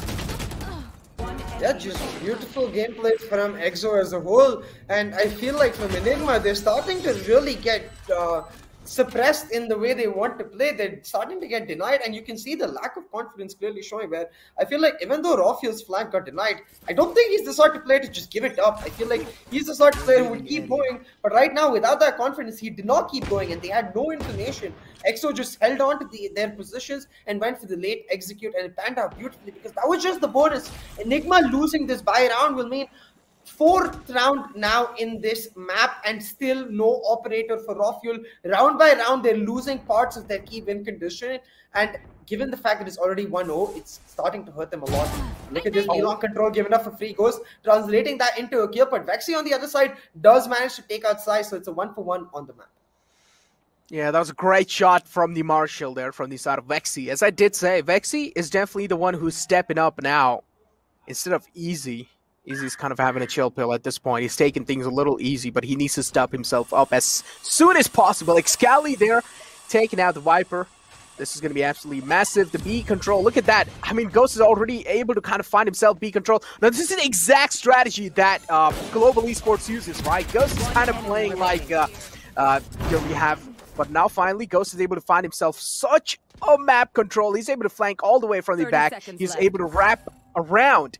And now Ghost is literally kind of playing like SK Rossi. Yup, this is the same strategy that Global Esports uses. And Ghost is the man who's kind of playing like SK Rossi at this point. Because Rossi is able to find himself so much entrance or so much space on the side of B while his teammates work around on A. Right now, Enigma really need to put on their thinking hats and try to understand what is the vulnerability in EXO's composition and playstyle that they can look to exploit and try to force a way in back into this map. And the immediate answer to that comes that they don't have a killjoy. So on EXO's flanks, they're heavily reliant on players to watch it. So even if you try to aggressively take control of one area, try to flank them using the aggressive control, maybe you can answer back. Because right now, EXO are controlling every bit of pace of how each round plays out, and Enigma have no say in it. They react to EXO's situation, and they're not able to react nearly quick enough, therefore putting them in an extremely disadvantageous spot. Right, so this round, they took a very aggressive mid control, but if you notice, they haven't popped the wall just yet. Now going to go on to the rotation on the A side, likely pop up the wall and try to set up the Viper's pit for the execute. Exactly. 40-0 scoreline, as you did mention. They control each and every single bit of this map. Each and every single bit, each and every single momentum that's going on in their favor. It just seems really calculated play. So that was a great shock dart.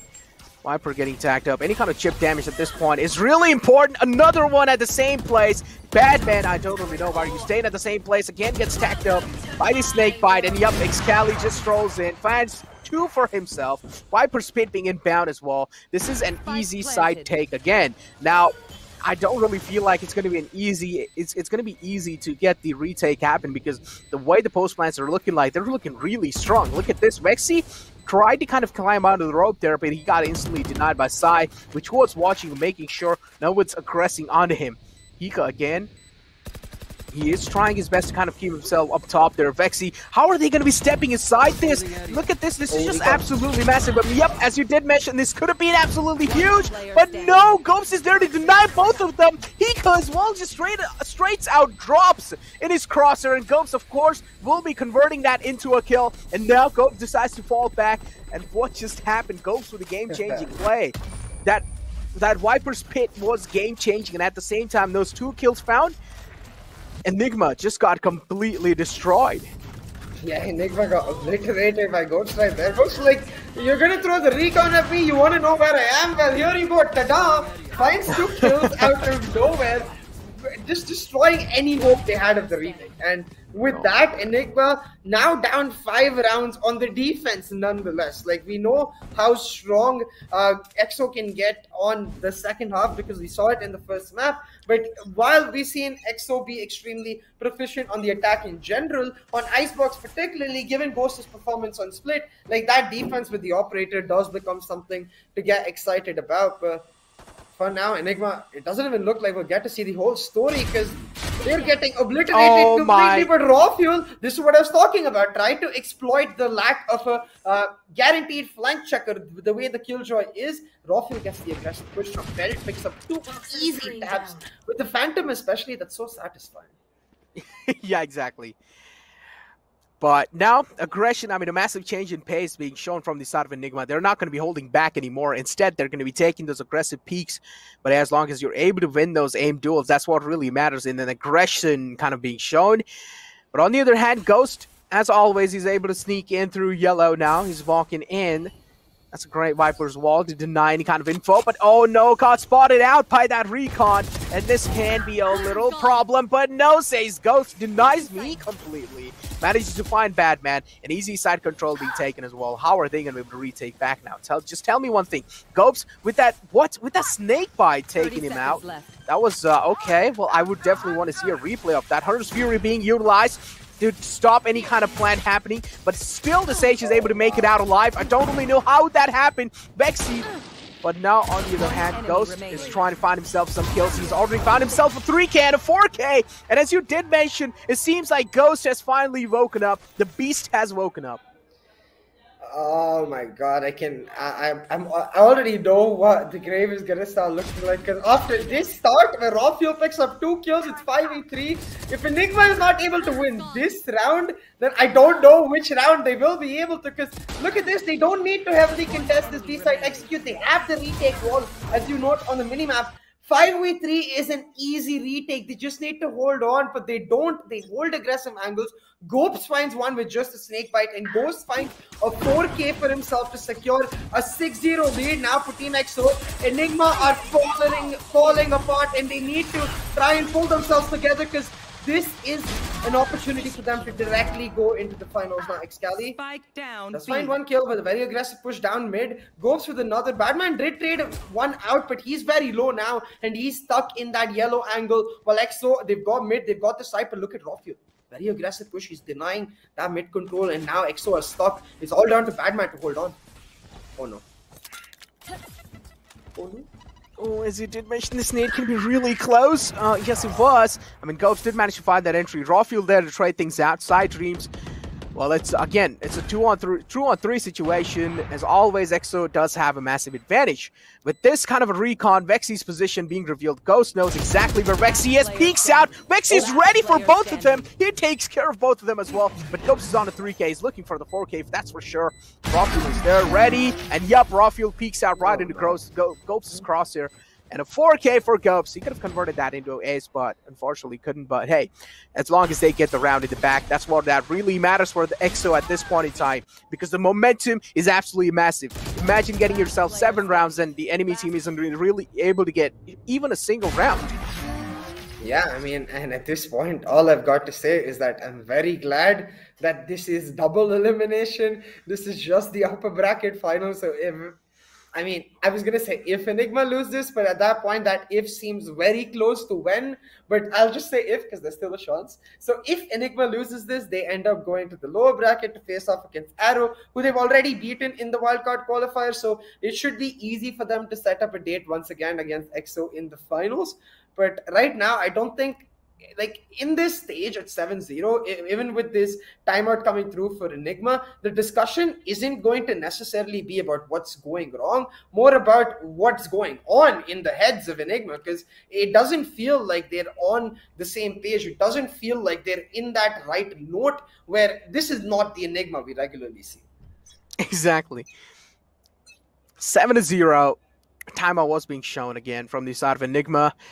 And gotta say, this was the map pick of Enigma. They're getting destroyed in their own homes. Yeah. And this is not really good. They're getting destroyed in their own houses. And we don't really like to see. That means Enigma will have to step things up a little bit more. They need to make sure that the way they're getting destroyed up till now isn't really acceptable, because a team like Enigma, they have a massive reputation, and up till now they're getting absolutely destroyed. Ghost just walks in, but Vexy is there to finally stop him and stop the momentum that Ghost was creating for himself. The resurrection coming in through, and I don't really know why Vexy decides to look away. He could have actually converted that into a kill, but Wimp now just straight up drives by him, manages to find a kill easy there to deny that aggression from Ghost. Ghost a little too overconfident just because he was able to do so much damage, so a lot of confidence was being shown. But hey, it's fine.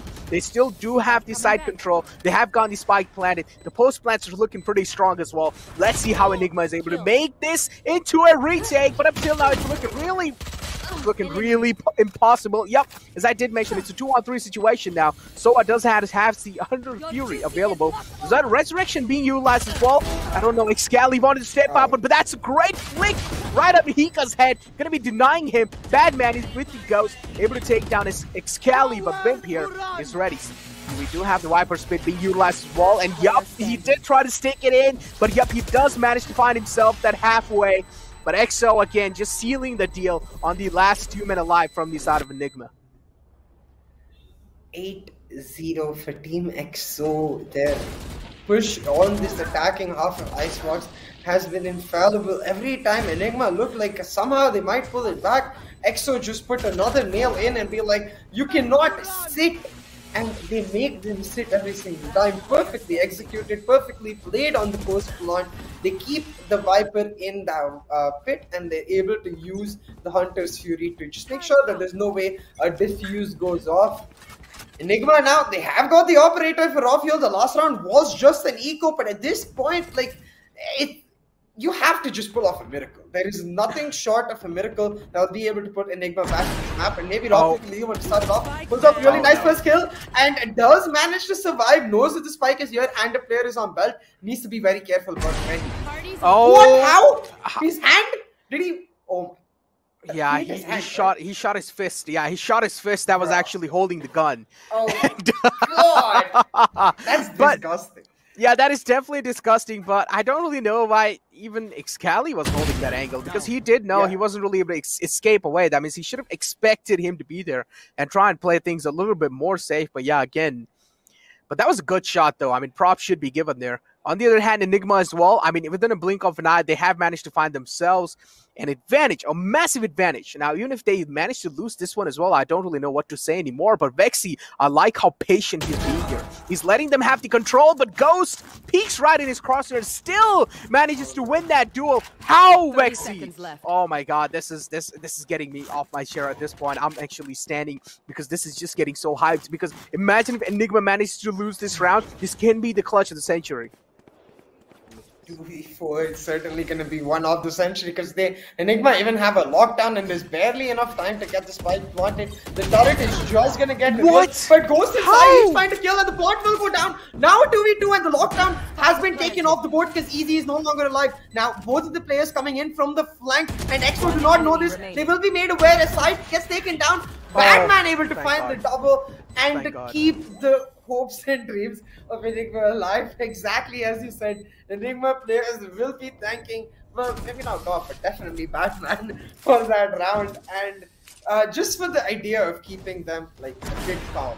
Because if they lose that from 2v4, then they will definitely just break down. They will lose the morale, they would lose confidence, and it would be the end of their dreams to try and pull us the map. Oh my God, I'm not gonna lie, that actually got me so anxious. I was like, no, don't tell me they're gonna lose this, because this is getting too close. And oh boy, well, finally the opening has been found here. It's 1-8 at the scoreline. We never know, a comeback might just happen, just like how it happened in the previous round as well for EXO.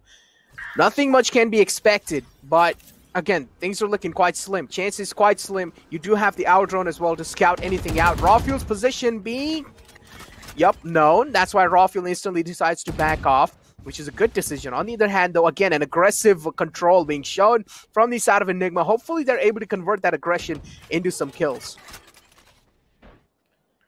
Look at this now. Ghost's position is so key. He's on the Oh look. my God, what? Finds Hika just completely off guard with his pants down. The first bot picked up for Team EXO, and now they can use this position to come back onto B side, because Enigma have zero information. They have no idea where EXO's players are. Their last known positions are the same, yes, but Enigma don't know this. So Vexy, trying to fish for some information by himself, does spot out Gopes, but the shots are whiffed, and Vexy goes down, and just like that, EXO will once again refocus their attention onto this A side, try to get Gopes in there, and if that low health Viper can get the Viper spit online, well, that's just GGWP with this round. As you did mention, it's just GGWP. I mean, I just want to keep a moment of silence at this point for Enigma, because this is a perfect example of a casual stroll on a summer's day. Throughout the map, this is what they have been doing. And EXO is able to dominate single-handedly 9 rounds in their hands, and on the other hand, Enigma only has 1. What happened? Icebox is your map, Enigma, and you just seem so out of sync, out of nowhere. Look at this. So many questionable decisions being made from the side of Enigma, and they just seem so lost. Like, even the peaks that they take, even the angles that they're looking at, it just seems like they're, I don't know, it just doesn't really seem like they're focused in the game. Yeah, absolutely. It does look like Enigma has just like they've lost hope, you know, and that can be very troubling because they still have another series to play if they lose this. Rafael now going in for the aggressive plays, but all but one knife misses and does mean that he is gonna get chased down. But easy there, his backup does straight out and take out Excali. Now Ghost on the other side of the map will find the kill trade and take out Badman. It will mean it's 4v4 on the map, and this mid push from Rafael with just one knife, very crucial right here, very aggressive, doesn't even have the dash, needs to land the headshot, but doesn't, instead has to just back up because all he landed was a body. Ghost gonna use that place effectively, find that first kill, and now set up for a mid to be. As you did mention, and now they're going to be setting themselves up for a mid to be. Man, I'm lost of words at this point. The way EXO is playing. Ghost again on their Chris event, and as we did all see, now Ghost is finally woken up, and the Beast is woken up. That means things are going to be really tough for Enigma. But hey, guess what? Rafael's crispy aim is there to deny Ghost this time. Inside this round, Ghost has been shut down. The man advantage is looking good, but still on the side of EXO. Now, Rafael, with his crispy aim, let's see what he's able to make things happen, because now he was solo or single-handedly rely on his insane aim, and this is what, I mean, pretty much he has been doing throughout, because up till now, the tactical nature from the side of Enigma does seem really lost. On the other hand, EXO, though, they just seem so well synced. Each and every single thing they do is looking really good, because we're seeing trade game being played from the side of EXO, which is absolutely fantastic, especially in this level of competition. Now, Rafael has already managed to sneak in quite a lot. He's not going to be able to find any kills. Ghost is there, and just easily he's able to take both of them out.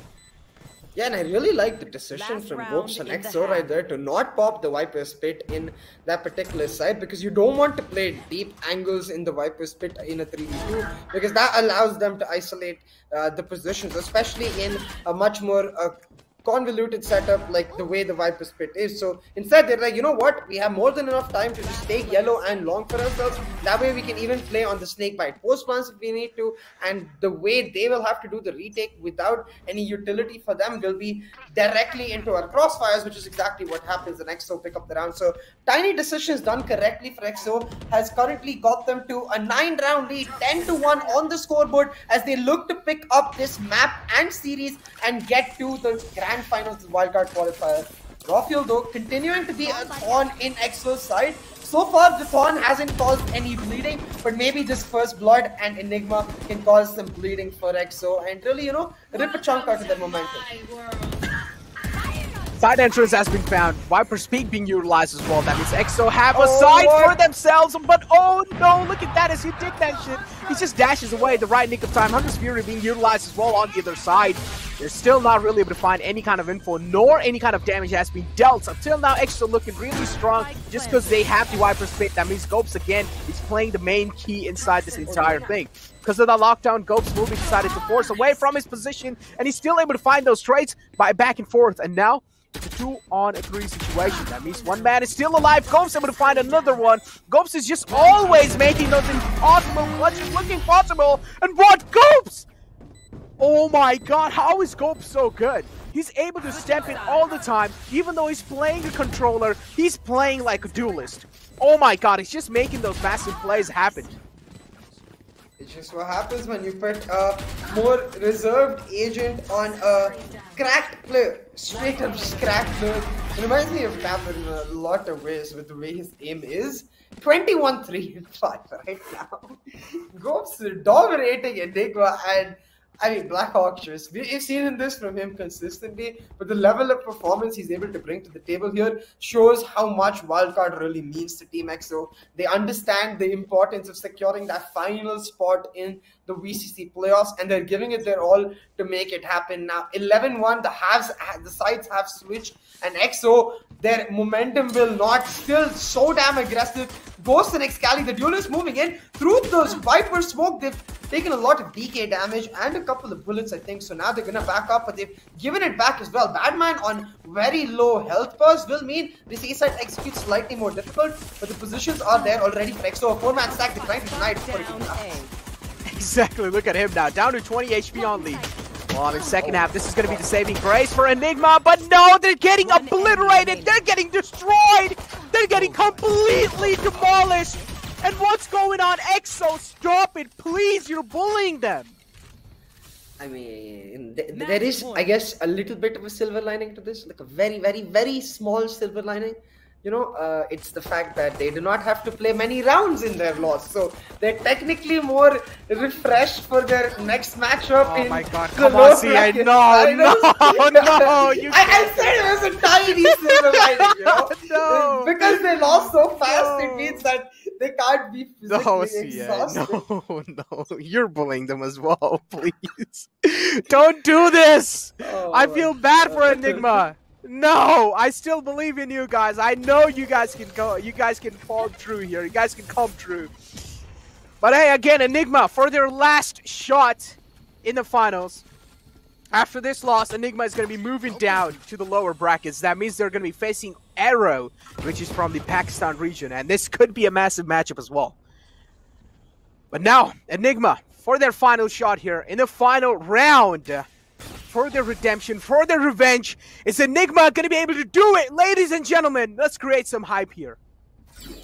Once again, Rafael with a really aggressive push in. He's got a lot of side control for himself. And Oh! Jet versus Viper flying now. Easy with a really nice shot. Finds one. And Batman with another. The floodgates are open. And Enigma are going in. Hiko will find a third one to Excali. And now the wall coming down to deny screens. They've got the guns for themselves. And they've now got the blunt. Now the blunt is for Sandwich. So a wrap around very key. But instead they're just going to call the Viper back and play on the post plant. They don't care because they know their sheriffs are hitting. Hika will pick up another, and Gopes, the best call right now is to go for a save. But he's the top fragger, so he does what he wants to, and he's going for a 1v4. Wow, okay. Will not pan out. Enigma pick up the round, and yeah, as I said, alright. Like, it's still very far-fetched, but if it was to happen, well, it needed to start. Yeah, I mean, yeah, this is the only, as I did mention, this was the only golden chance they had, and I mean, yeah, they completely aced it. They got themselves the golden chance. Now, let's see how are they able to stop the momentum that the enemy team, which is going to be EXO, has built over them. But up till now, I mean, oh my god, EXO is going to be forced on in eco without a doubt. Yep, this is what they're going to be doing. They're not really going to be showing a lot of confidence in here. Instead, they're trying to play things out a little safe. I do like this I do like seeing this. Ghost did get spotted. A little tax coming in through, but Ghost instantly decides to back off. He does know. I mean, there can be a chance that they would be able to convert this round, but I'm expecting Enigma to actually seal the deal on this round as well because they have guns, I mean, upgraded guns, better guns. So I'm expecting Enigma to actually dominate their way through on this round at least. EXO, still, we're not really seeing any aggression being shown. Things are looking pretty calm and cool and collected. Enigma keep coming back to this A side though. They took that early B-long aggression, they got control, but now they're starting to regroup onto A, going for an execute. The recon to start it off. Excali still holding on to this vertical screens angle, got the heal, but Wimp ended up going down, meaning Excali in an impossible position. This is the eco for EXO, so it's all about trying to do some damage, try to hurt the momentum of Enigma, but so far they have not managed to touch them at all. Enigma looking for a flawless. And while Sai makes sure that that will only happen in their dreams, it will still be another round picked up for Enigma Gaming as they look to rally back, look to pull back strong at the very edge of the field. One enemy remaining. Well, I mean, yeah, another round. I'm not surprised with that one, but yeah, I mean, I'm literally having neutral face at this point because I still don't know what to expect, right? I mean, Enigma, one round given away, one single mistake, one literal single mistakes. That means that's going to be costing them the complete round. And this is what they're doing, right? We have been seeing a lot of mistakes being made from the side of Enigma. And to make flawless executions happen all the time, I mean, the chances are pretty low. But hey, I've always been a believer. So I can pretty much try and believe it all the time as well. But hey, EXO now, they're giving their best shot as well in here. I'm pretty sure they're getting curious as well. They just want to seal the deal as quick as possible. This is why Sai's being aggressive. He manages to find the opening. That's a massive opening as well. The duel is being taken out early up. Badman there to kind of try things out. But yup, on the other hand, they don't even have a solo. That means the info that they could have gotten has been denied by a lot. Alright, now look at this. 4v4 on the map. And the heal coming through for Badman will mean that the health bars are more or less even. Of course, the loss of shields will still be felt, but it's not that big a difference. Now, using that Viper smoke, they're going to go for the slow rotate through the tube. Understanding that the Sage wall is not there in kitchen, they should be able to get kitchen control, but instead just gonna back up, wait for a second, trying to catch out EXO in some aggressive moves, but EXO is not doing that. Instead, Enigma, look at this. I love this fake. They make the noise on those tubes as if they're going up, but instead they walk back into this side. But EXO, oh my god, the mind games are real. They're like, nah, we don't expect you to actually take kitchen, but we'll give you the respect. So they commit onto side. You see Excali pulling back so he can back up side while holding the defensive angle. EXO are going to get rewarded right now for their right read. But that was a great storm as well. They just bought them so much time to reposition themselves. EXO managing to find themselves too, but Enigma, again, they do have the man advantage, but the main problem here is both these lads don't really have a lot of HP left. Resurrection's inbound now. This is huge. This is absolutely huge. I'm expecting them to actually get this round as well in their bag. 3-on-2 situation, actually a 2-on-1 now. Gops trying his best to kind of even things out here. Gops, of course, is the clutch maestro here. He has been doing a great and fantastic job throughout. No, he falls down. Vexy falling in accuracy, and Gop clutches it. Or no, actually, Badman is the one. Okay, my bad. Dude, I got confused for a second. I got like, wait, Enigma did win, right? Like what? Yeah. I'm just so used to go down. Yeah. We're just so used to man. I mean, Gops all the time. He did able to take out 2, right? And I did have I was like, all right, Gops, this is where he probably clutches, right? There's no way he's gonna be messing this up. But hey, I mean, it seems like Badman is just. I mean, the Observer actually switched in the last second. That's why it just got so confusing.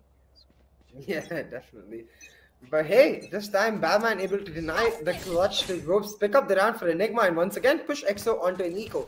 Now we've seen how Ecos can turn tables with the face off, so we'll see if Ghost is able to back it up. Does find 1 kill, but the instant trade does come through for Vexy. And so far that trade is valuable for Enigma because they gain territory for it, they gain B-long control, and now with the drone they will be able to get the site itself, get the plant down, and then play on the post plants with the sneak fight.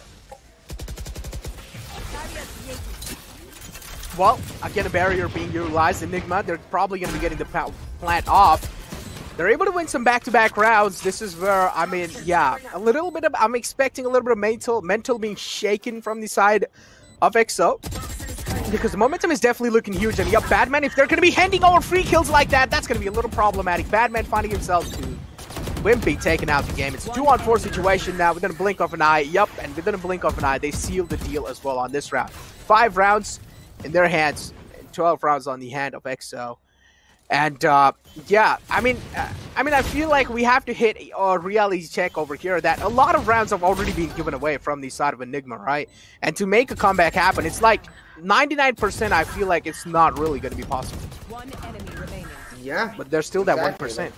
Exactly, there still is that 1%. So maybe Enigma is still able to use this momentum, but they have to win 7 rounds back to back, man. They cannot afford a single mistake. A single moment where their aim goes wrong is not affordable. But look at this.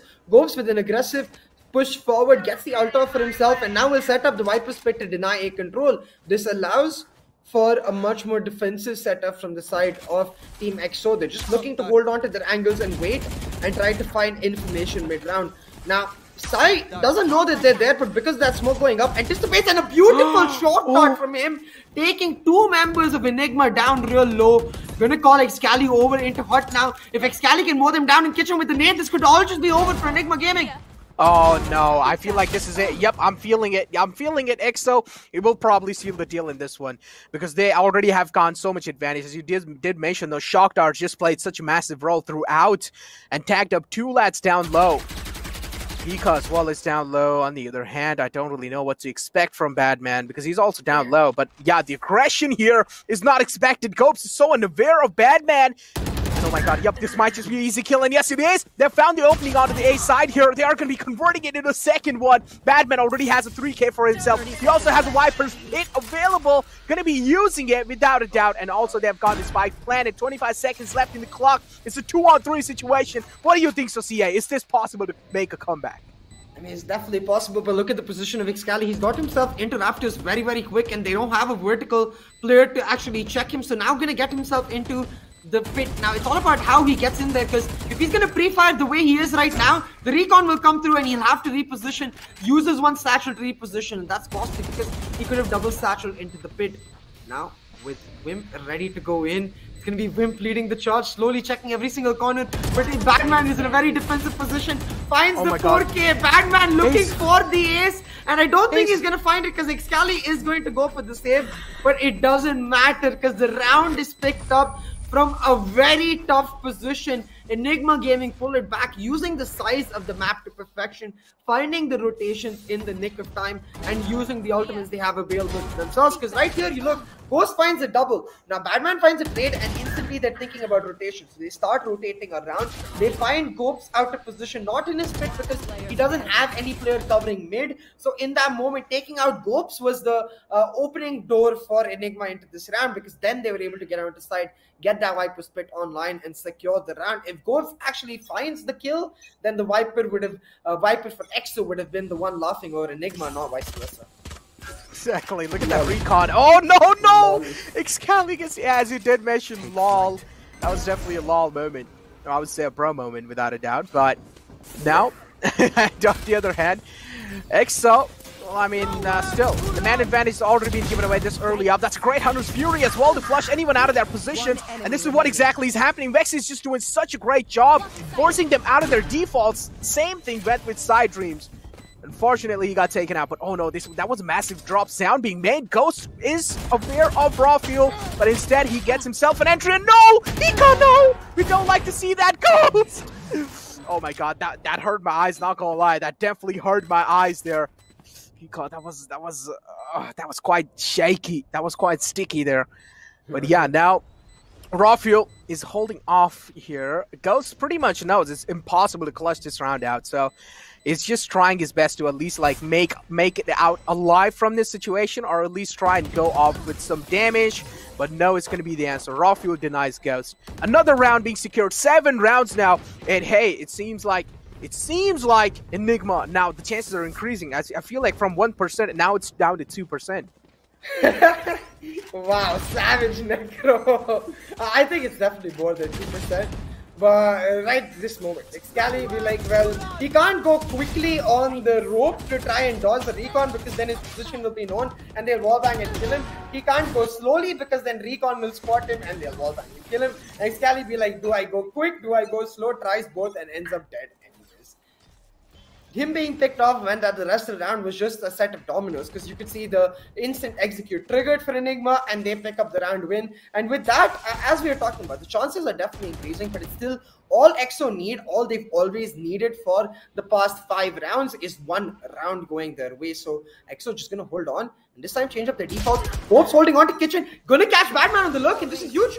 Without this Viper, Enigma won't have any actual side denial to go in. So instead, they're going to rely on this lockdown to get them through. But Sai has his Hunter's Fury. He's ready in this corner. Enigma going to get caught off guard as they try to get this A-side execute on.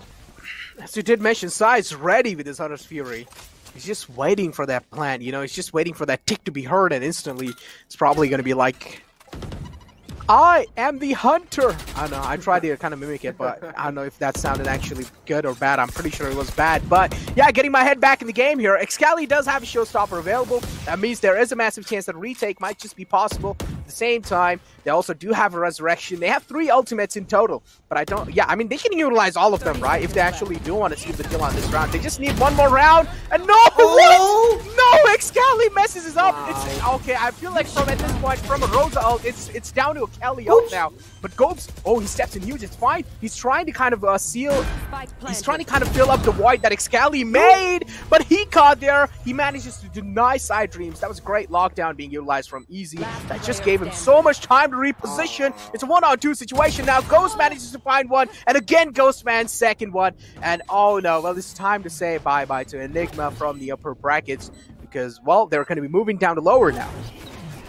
The former player of Enigma Gaming will put the final nail in the coffin of Enigma Gaming and secure the win for Team XO. You can see a bit of, I would say, how do I say this properly? A bit of confusion in the faces of XO because they were caught completely off guard by the comeback Enigma pulled off, with relief as well. Because they pull off a 2-0, they keep my prediction true, and they move on to the grand finals of this final qualifier as they look to get themselves a spot in the VCC playoffs. Enigma Gaming, they'll be going down to the lower bracket and looking to set a date, once again, a rematch with Team Arrow, the team they beat to get to this current match they played. So definitely Enigma Gaming going with an advantage objectively, but after this loss, they either have to be really down low and hurt, their confidence low, or they have to be angry and it might just be a quick 2-0. So we'll see which Enigma we get to see.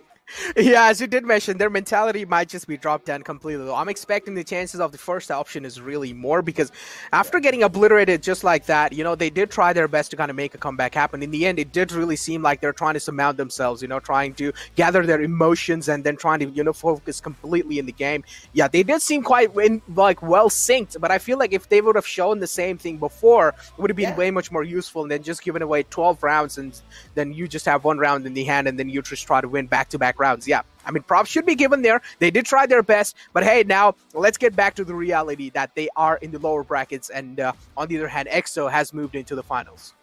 Yeah, exactly. Team EXO continuing their history as they got a 2-0 win over Enigma in the India Qualifier semifinals. Now again a 2-0 win going into the finals, and we'll see if history does replay itself, if Enigma is able to secure that grand final slot again and try to take down EXO. Maybe third time's the charm, you know, that's usually what happens.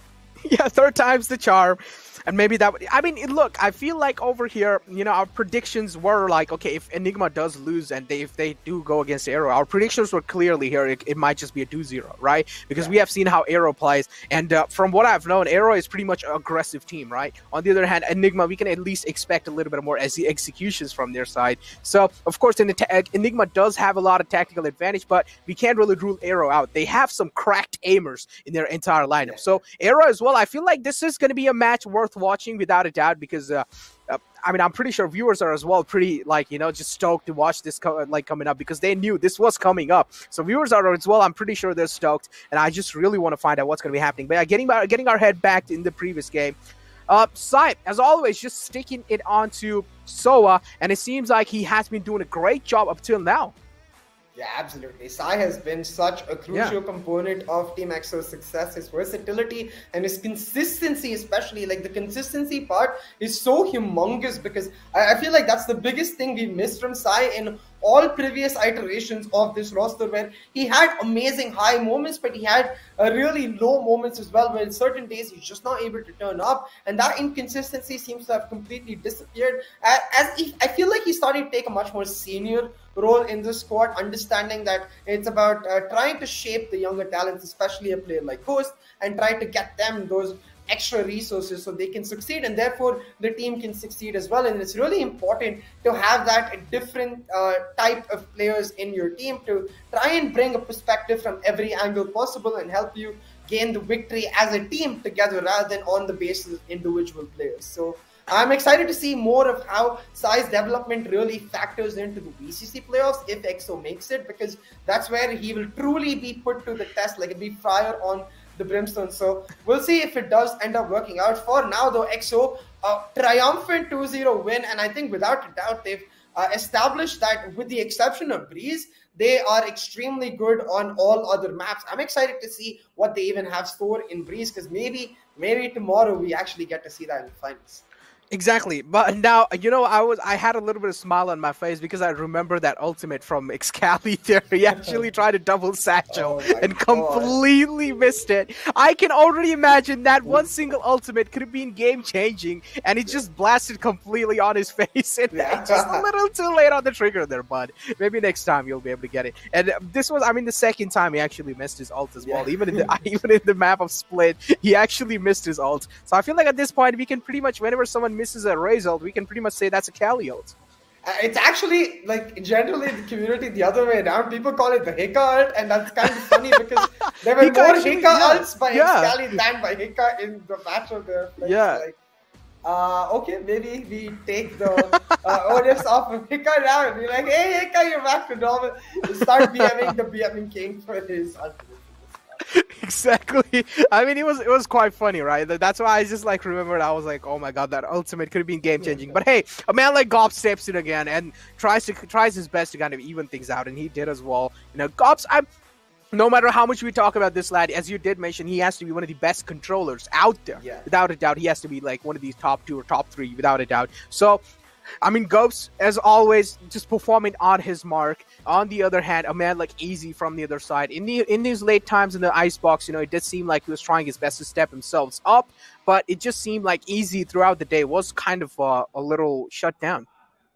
Yeah, definitely. It didn't feel like Easy had the greatest of days, and I was actually a couple other players from Enigma too, where Batman, a great second half on Icebox, but before that, kind of absent. We didn't really get to see the normal impact, especially on his lurks that he's known for. Wasn't there at all, even in the first map, and I felt like they were losing a lot of pressure on that note because Raw Fuel had a great series in general, but it did feel like as a rising tide lifts all boats, it felt like it was the opposite, you know, where the more his team was going down, the more he himself seemed to be losing confidence, wasn't taking those double dips, the second peaks, the way he usually does, wasn't going for, even when he was going for the aggressive plays, he wasn't going for the aggressive peaks, was still playing cautiously with the aggression. So you can see he was a bit toned, a bit lost, I would say, and I feel like I want to see how these players are just able to settle back, you know, just be like, okay, you know what, we lost, it's fine, we want revenge, and we just got to go through one opponent to get an opportunity for it.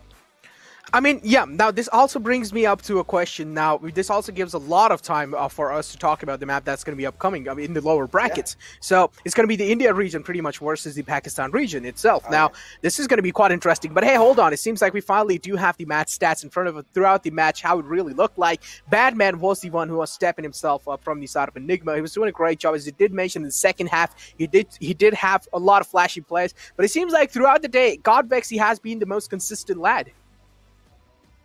You know what's really cool and definitely really lame?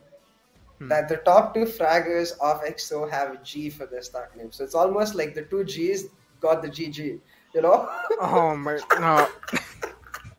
CA, what happened to you The today? point CA, is where's my old friend CA? The Ghost here with 27 kills, 6 first bloods to his name. We talked about how impactful he could really be on Icebox and how he was really starting to bloom because of the support and motivation that Team EXO has shown him, and the trust really to continue on that jet role despite not having the greatest of performances in India Qualifier 2. That trust paying off right now. He played phenomenally today.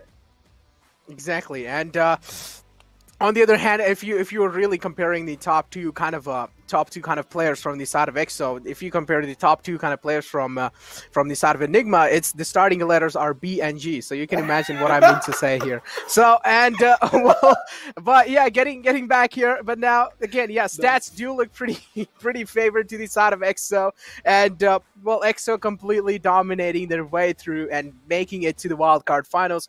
As we did predict, as CA as well predicted, it was going to be a 2-0, and that's what exactly happened.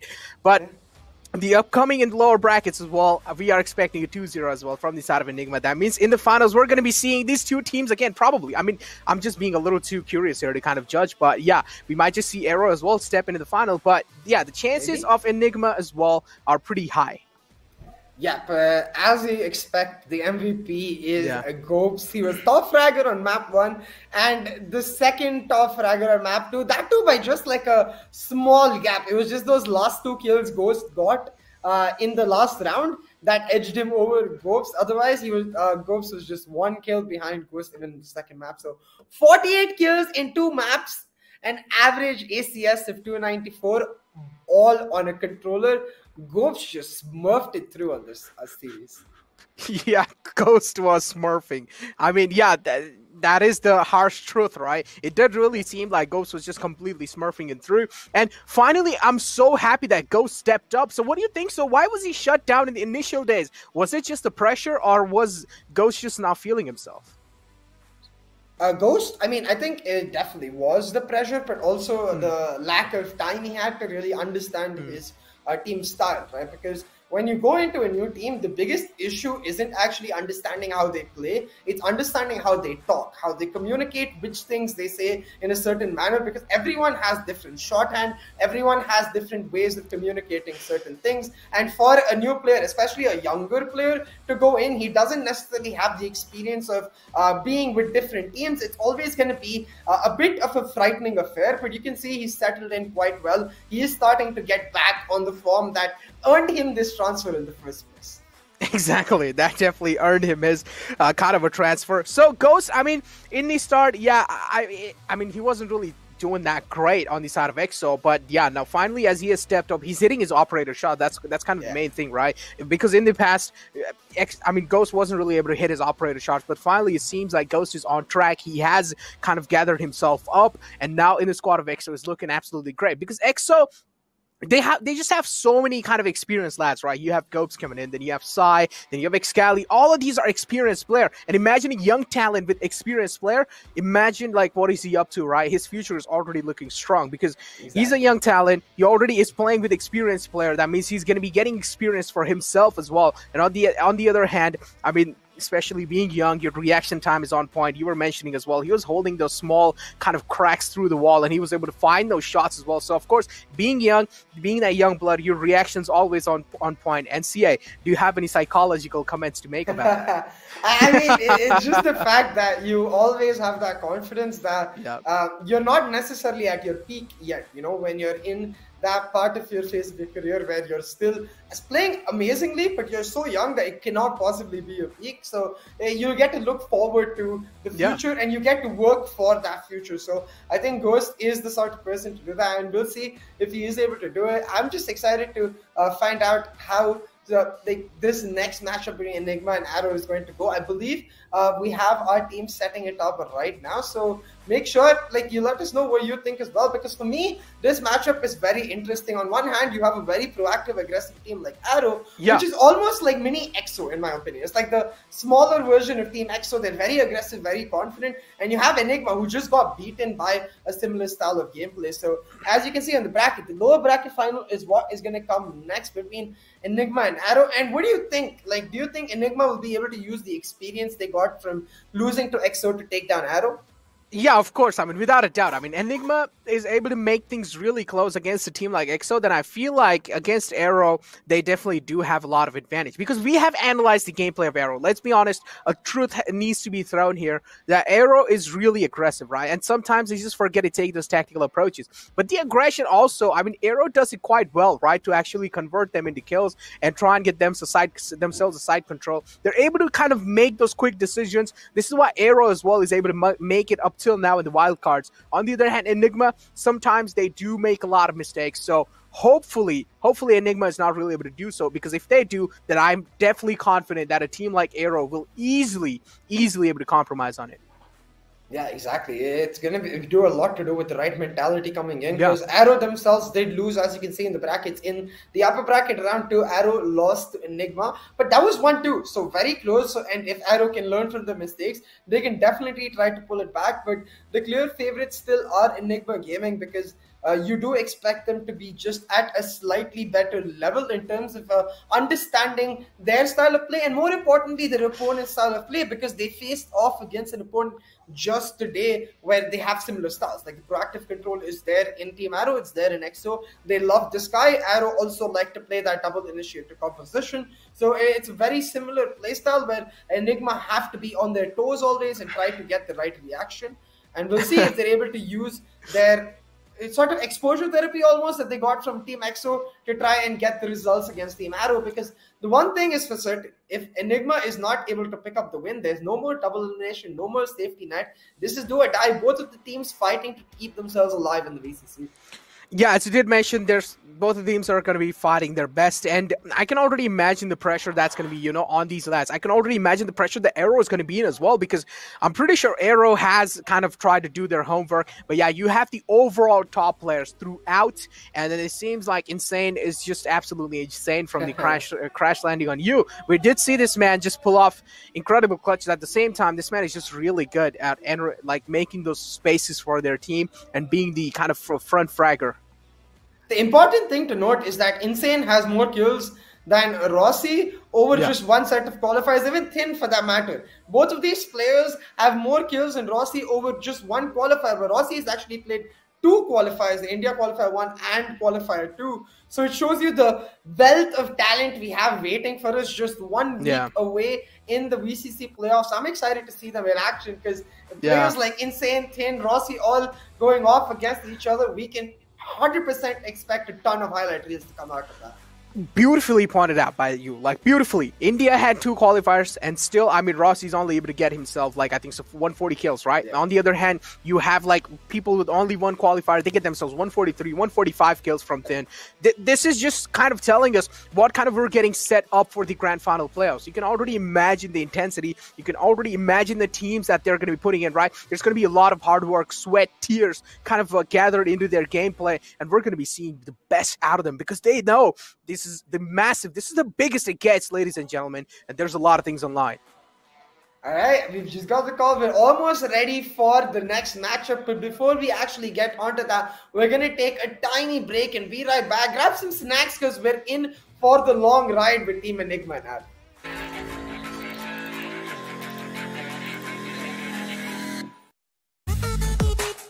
The power of steel. Get your mark on. Get your mark on. The strength of metal. Get your mark on. Get your mark on. Go. Get your mark on. Get your mark on. The new Classic Mark III. Get your mark on.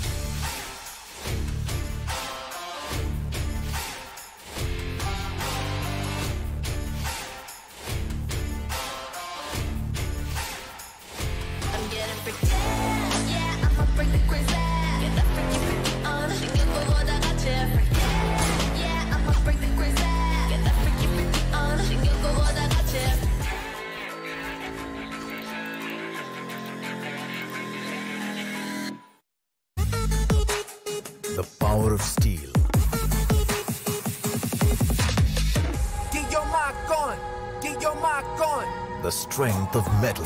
Keep your mark on. Keep your mark on. Go. Keep your mark on. Keep your mark on. The new Classic Mark III. Get your mark on. Welcome, ladies and gentlemen, to the Valorant Conquerors Championship, brought to you by NODWIN Gaming, with Gillette as our grooming partner and Dog Eastwood as our digital publication partner.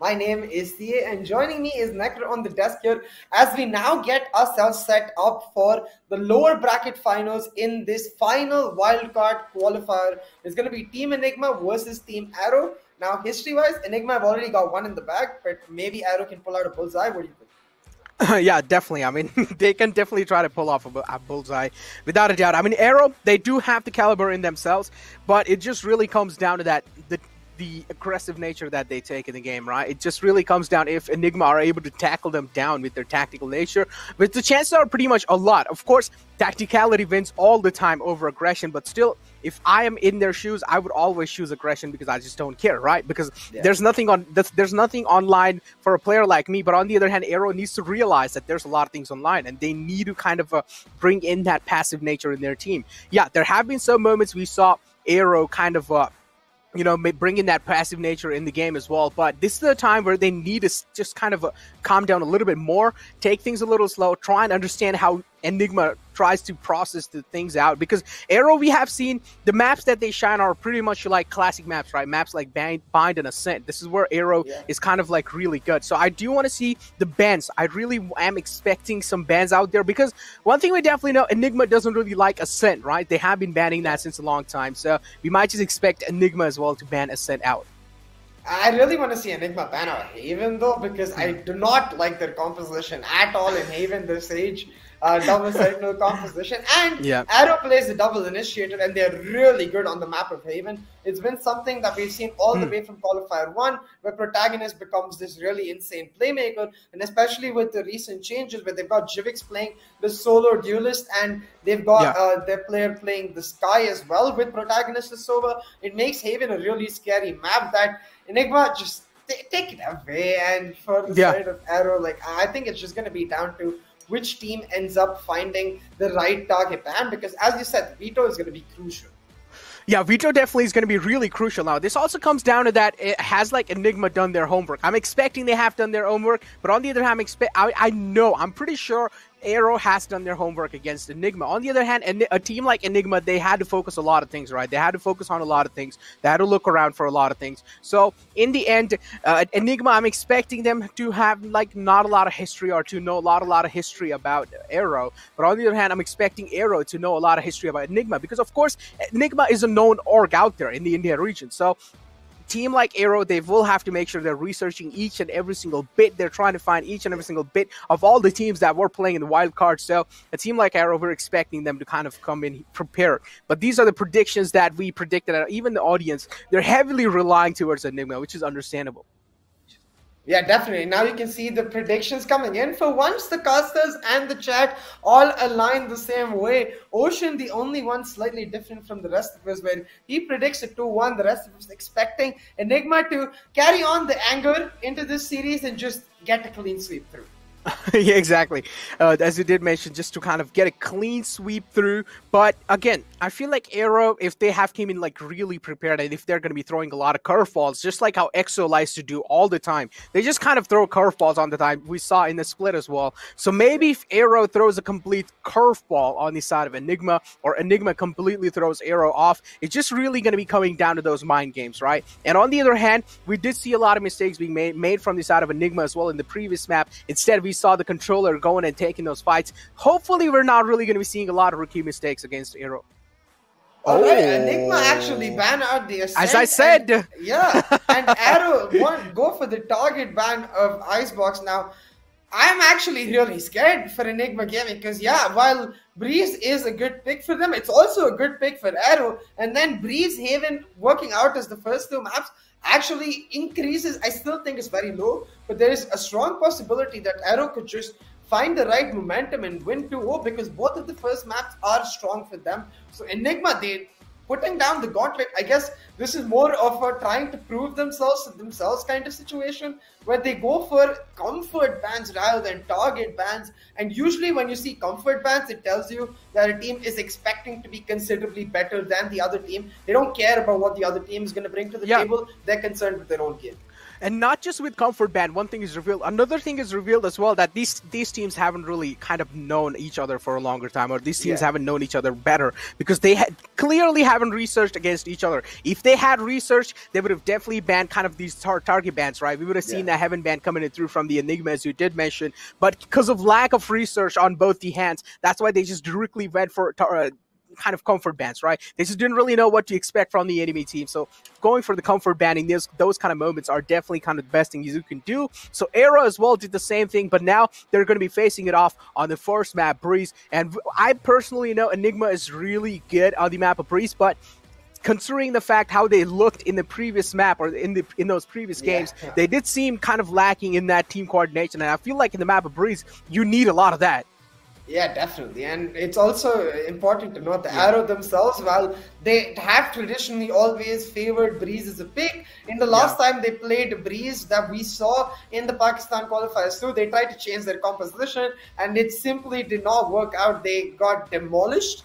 And it did end up meaning that they ended up losing the series overall. So let's see if Arrow will go back to the first ever time we saw them on Breeze playing the double initiator, or if they'll continue on with the Astra Viper that they brought through the last time we saw them on Breeze. I'm excited to see which Arrow we get to see, and more importantly, which Enigma as well, because internationally, with the VCT playoffs happening across multiple regions, the Breeze meta has really started developing, where the obvious ones, of course, are the double initiator, double controller, but a lot of different compositions that teams have been going for have been just standard double duelist with that Viper, or simply just a single duelist with a Sage, Cypher, and a Sky with the Viper, of course, to focus more on executes. So I want to see if these teams have kept their eye on this development and maybe can bring something new from them.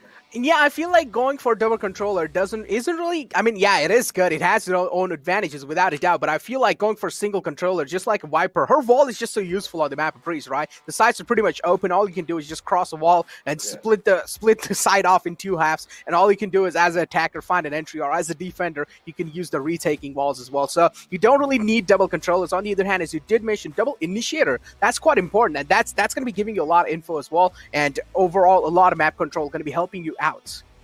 Yeah, definitely. I think it's just down to which style you want to play, because as you said, a lot of different approaches because of the compositions will tailor the way, not just how these teams play this first map, but how it goes, and how it goes will inherently decide who picks up the momentum, because both teams have to realize that they're actually very happy with the way the veto has gone. Enigma get what they want, and honestly, so do Arrow. If Arrow had been told before the veto, you get Breeze Haven as your first two maps, I think they would have been jumping with joy, because they are two of their best maps. So we'll see if they're able to capitalize it fully. For Enigma, the instant lock-in is going to come through. This Sova actually should get locked in by Vexy. So this is a slight change up. Enigma going for the double initiator compositions with the Cypher. So a ton of information, whereas on the other side, Arrow once again changing it up. This time, they're not going to go for the double controller, coming back to the double initiator, but with a Sage in that composition. So let's see how that Sage effect comes through. Hey, look, guess what? Butsab is back here, it seems like. Well, we're finally seeing Butsab in action as well. But yeah, I mean, these teams have faced against each other in the wildcards before, and this is the exact same composition as Enigma used against them in the past. On the other hand, I mean, of course, from Arrow, we saw the double duelist coming out as well. Butsab on that Jet, Godchild on that Reyna. Both these lads are pretty great. This is what happened in the past. Protagonist on that Sky, and then Soa. Now, pretty much it does seem like, if you think about it, in a tactical way, right? Enigma, as I did mention, they of course do have an edge over Arrow. But on the other hand, if you talk about aggression, and if Arrow is actually able to convert that aggression into kills, then Arrow might just have a really dominating lead. Yeah, definitely. You don't have to ponder any longer, as we are already into the map, and instantly Love it from Arrow. You've seen before the Viper wall that controls the B elbow as well as mid double doors area. But Enigma are not concerned by it right now because they're all just sending it down halls as they try to take control. Rockfield leading the charge, and he's definitely going to be the one with the most anger pent up after that loss because he played really well. He's going to look to continue his performance this time, trying to translate into a win. Yeah, Rawfield, the way he just climbed over the rope, it did seem like he was quite angry, not gonna lie. And now, finally, he has calmed down. He's like, all right, we're not really able to find an entry. That means we need to find an entry somewhere else. Instead, now Rawfield decides to lurk around in the mid, which is quite understandable. But look at Butsop, though, with that cracking shot with that Sheriff. Finds one lad already. Enigma, well, they already do have a man disadvantage. And this is what exactly I was saying, right? Arrow, on the other hand, they have some cracked aimers, and you need to watch out from those. And Butsop already kind of proving my point right there. Shock darts to kind of deny anyone with that aggression. Proda, though, he has been one of the best players out there. You need to watch out from a man like Protagonist because he's just so flexible. He can also find those entries, be aggressive as well. On the other hand, Vexy replying back in style as well. But Darky just finds the another one. Trades are happening back and forth. Rawfield's flank was absolutely massive, but now he gets spotted. He's also getting tagged up. And that's a great shot from Godchild. And oh no, in the first round, as you did mention, they got completely shut down. And that lineup, yeah, he did try to kind of make a lineup happen there, but just a little too late. Yeah, no, not a little. I'd say very, very, very late. He waited for the diffuse to come through before he threw the line. Has to know like where he is from in that A courtyard area around the attacker side spawn all the way into the pyramids area. It takes a while. You know, it's a long lineup. It's a long parabolic motion. It takes about 2 seconds, I think, or so. So you need to do it well in advance of when you think the spike is going to get diffused so it lands on time. Easy not doing it. He even had smoke. That was a free round for Enigma because he had the lineups, but a little too late, meaning Arrow do pick it up, their man advantage. That Butsop gain does pay off. Now, once again, Enigma trying to maintain their early aggression default of their halls, but as soon as they get spotted out by Butsop, they're like, no, we don't want to mess with this guy. He's already popped our heads off once. We're just going to back up. They take that A shop ult up and now going to use Rawfield's presence towards that B window to get a B execute on. I mean, they've already got themselves force buyed here. I mean, Enigma went for a force buy. This is quite risky. If they're not really able to win it, then it's going to be costing a lot of rounds. Just because they got the spike plan, they know that they can go for a force buy. That's why they went for it. But Easy is already tagged up quite a lot. Can't really afford. Oh, that was a great flash as well. Just revealed so many positions. That means Arrow are making those rotations happen. And this is what exactly they're doing. There is a recon dart in the backlines, but it doesn't matter. That's a great snake bite to deny everything. And Arrow, they're able to pull it off again. Wow. Even though Enigma force bite, Enigma is getting absolutely destroyed up till now. And now it's all down to Rawfield. Is he going to be able to find himself one kill? And it seems like he's not really able to do so. Darky going to be sealing the deal in the second round as well. 2 rounds in the hands, and I'm expecting another round as well because now, again, Enigma will have to go for an eco. Yeah, Enigma, the first buy not panning out whatsoever. They're put in a very bad situation and they will have to go for the eco. So we'll see if Enigma is able to actually get some damage down here because right now, Arrow are very, very happy to just, play their game. This, I have to remind you guys, is a pick from Enigma, but Arrow looking so damn comfortable because this has been a map that they've picked time and time again. Now, Enigma are able to get a couple of sheriffs and a couple of marshals online for this first buy, but with this wall getting them a lot of info about the sheriffs itself, Arrow should not just play it safe and sound, but they do not. They go for the peaks and they find them. Darky and Butsop picking one each. Looks like Butsop is about to find another. Yeah, I definitely, no, he misses. He's not really able to react in time, but he still does. That was an actual headshot. He was aiming for Rawfield, but the shot connected on Ika. Oh, no, that's a little unfortunate, gotta say that. But yeah, again, I mean, Arrow, again, a dominating win inside this round as well. Rawfield should be shut down, and yes, he has been. Darky getting himself that kill. Rawfield being shut down, looking great up till now. And it seems like Arrow are off to a flying start. It just really comes down to this initial round now because both these teams are going to be having equal buys, and this should decide, or this should be the decider of the fate. No backflip, guys. Like, yeah. What? Where is How? Yeah. Yeah. Arrow now though, on a 3-0, still able to continue on with respect to some most of the team, but Batsa be like, enough of this small boy sniper. Get me in with the big guns. Got his operator online, and this is the full buy for Enigma. So they're going in aggressive. The early guiding light will push Batsa out of his position and get A-shop control, which means the ult-top picked up. Now they have that Seekers online to try and make the site execute happen. The recon bolt is huge, and now the recon drone as well will reveal MSK's position. So Enigma are very well set up for this execute. They just need to get going, especially now with Badman finding a pick down on Prota. That's the trigger. The floodgates will open. Enigma will dogpile their way into the site. Oh my god, they just walk in through easily. Well, it's easy entry found. Two players are still alive from their side. So a Navarre, but oh no, raw fuel missing that spray. Again, a sticky situation. Those kind of mistakes are given away. That means again a breathing space and a team like Arrow to work around with. And as I did mention, Arrow, you can expect them not to miss any shots because they are pretty cracked. And this means Darky's back on full HP as well, as this guy did try to kind of heal her back up. Darky now is trying his best to fight back in these kind of situations. He goes down low, but that Shock Dart is going to be finding the kill, and Darky being shut down as well. 3-1 is the scoreline. Enigma in the buy round are looking pretty great. Yeah, Enigma definitely looking much more cleaner in the buy, and what I like is that they maintain their defaults. They take A-shop control. They look to get a Halls control as well, and with that they find a kill. So then they're able to get a free side execute on, and it's on the back of those Seekers which have come through because of the repeated A-shot control that they've got. They're continuously getting those ult-tops for them, and they're able to use it proactively now. They are going to change it up, this time going for heavy mid control. This is very aggressive from Enigma. The guy is fight towards the mid double doors. Badman walking in, while Rawfuel doesn't. He got tagged out, and he's going to be back up. Wildcard now coming through on the flank around the midfield. He finds the double kill. Enigma trying to pick up the pace, but they come to a grinding halt as Arrow finds them off guard. I am impressed. Gotta say, I am impressed. The way like the coordination was being shown from the side of Arrow. Like a well-coordinated push, I would say. And Arrow getting a flawless round, not even getting any single casualty inside. And as we were talking about, you know, after that previous loss, Enigma definitely does seem kind of shaken, you know. They definitely do need a psychologist at this point, because their mentality in the game, it clearly seems like it has been shaken just because they lost, I mean, pretty massively, you know, with a massive difference, I gotta say. And I mean, EXO completely demolished Enigma, so Enigma's mentality up till now does seem kind of shaken. So Sia, you need to help them out. I'll just say, why go for that mid aggression if your Jet isn't going to be able to dash in? You need to prioritize your Jet getting in position, and if Rawfuel does get tagged out the way he did, and he's saying he doesn't want to go for the dash, then Batman shouldn't go either. It's as simple as that. Committing without your Jet will always mean downfall, and that's what happens to Enigma Gaming.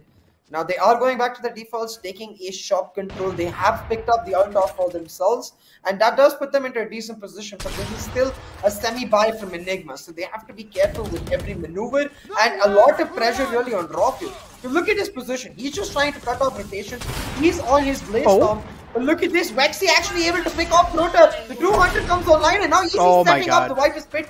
Does mean that Batsab able to sneak in a kill onto Vexy, but his position is revealed. He's getting spammed from every single angle, but it's still Batsab who picks up one. The trade does come through for easy, and finally the pace will slow down, the round will reset, and the spike will get planted. But Rawfuel on that mid post, he held it for so long, finally gets rewarded. You did mention he was holding it for a really long time, and finally he does get rewarded with that. Arrow, though, I mean, gotta say, they're replying back fire to fire, and this is what I really like to see. This competition is being neck and neck. No, steps in, doesn't really check the left angle. I mean, Darky thought maybe someone's going to be on the right lines close to the spike, but there was no, but Easy completely had an off angle. Again, Easy peeks out, MSK getting caught off guard, and that's going to be it. Another round in the favor of Enigma. It's 2-4 is the scoreline. I can already feel the heat here. I feel like this one's going to be really close. Yeah, I think this one's going to be very stacked up, and I think it's also going to inherently decide how that next map is going to go, because if this is close, then we can expect the same from Haven. But if one team is able to pull completely away from the style in this and establish their own identity with respect to this particular series, then I think Haven will end up being a similar show, but that team will just run away from it. So right now, a good round picked up for Enigma. We'll see how Arrow bounces back. They are taking a much more aggressive peek towards B main, while Godchild just casually walking in down mid. He's got a ton of info for his team, and his team going to follow up, try to get him into the angle. But they are completely caught unaware with Enigma's positioning, because right now Enigma is just strolling in onto B side. It's completely free, completely open, and Rafael gets this mid peak. Now Godchild is able to pick up Hiccup, but that reveals Godchild's position towards this mid angle, and Rafael is out for vengeance. As you did mention, Rafael's out for vengeance, and yes. Look at how much control he has already. I mean, Rafael is able to work all the way, or wrap all the way from the back lines. Yep, he finds another one. Darky's there on the flank as well. He manages to find one, but is he going to be able to convert it into two? That's going to be the main question. Badman working around. Vexy there to shut down Buttsob. Oh my god, the defuse being stuck. Badman realizes this, but he's also given his footsteps away. Instead, Darky's going to be the one who steps in huge, but Rafael finds the spam, or connects the spam instead onto Darky. It's a 1-on-2 situation. I feel like if going for a save is probably the best priority, because you don't even have a lot of time. It's kind of slipping away, just like sand through our fists. On the other hand, MSK, well, he is walking on the side straight up, but he doesn't really have a lot of time. But still, he challenges that fight. Rafael is going to be the one who comes out on top. And it seems like finally he has gotten those jitters away. Yeah, definitely.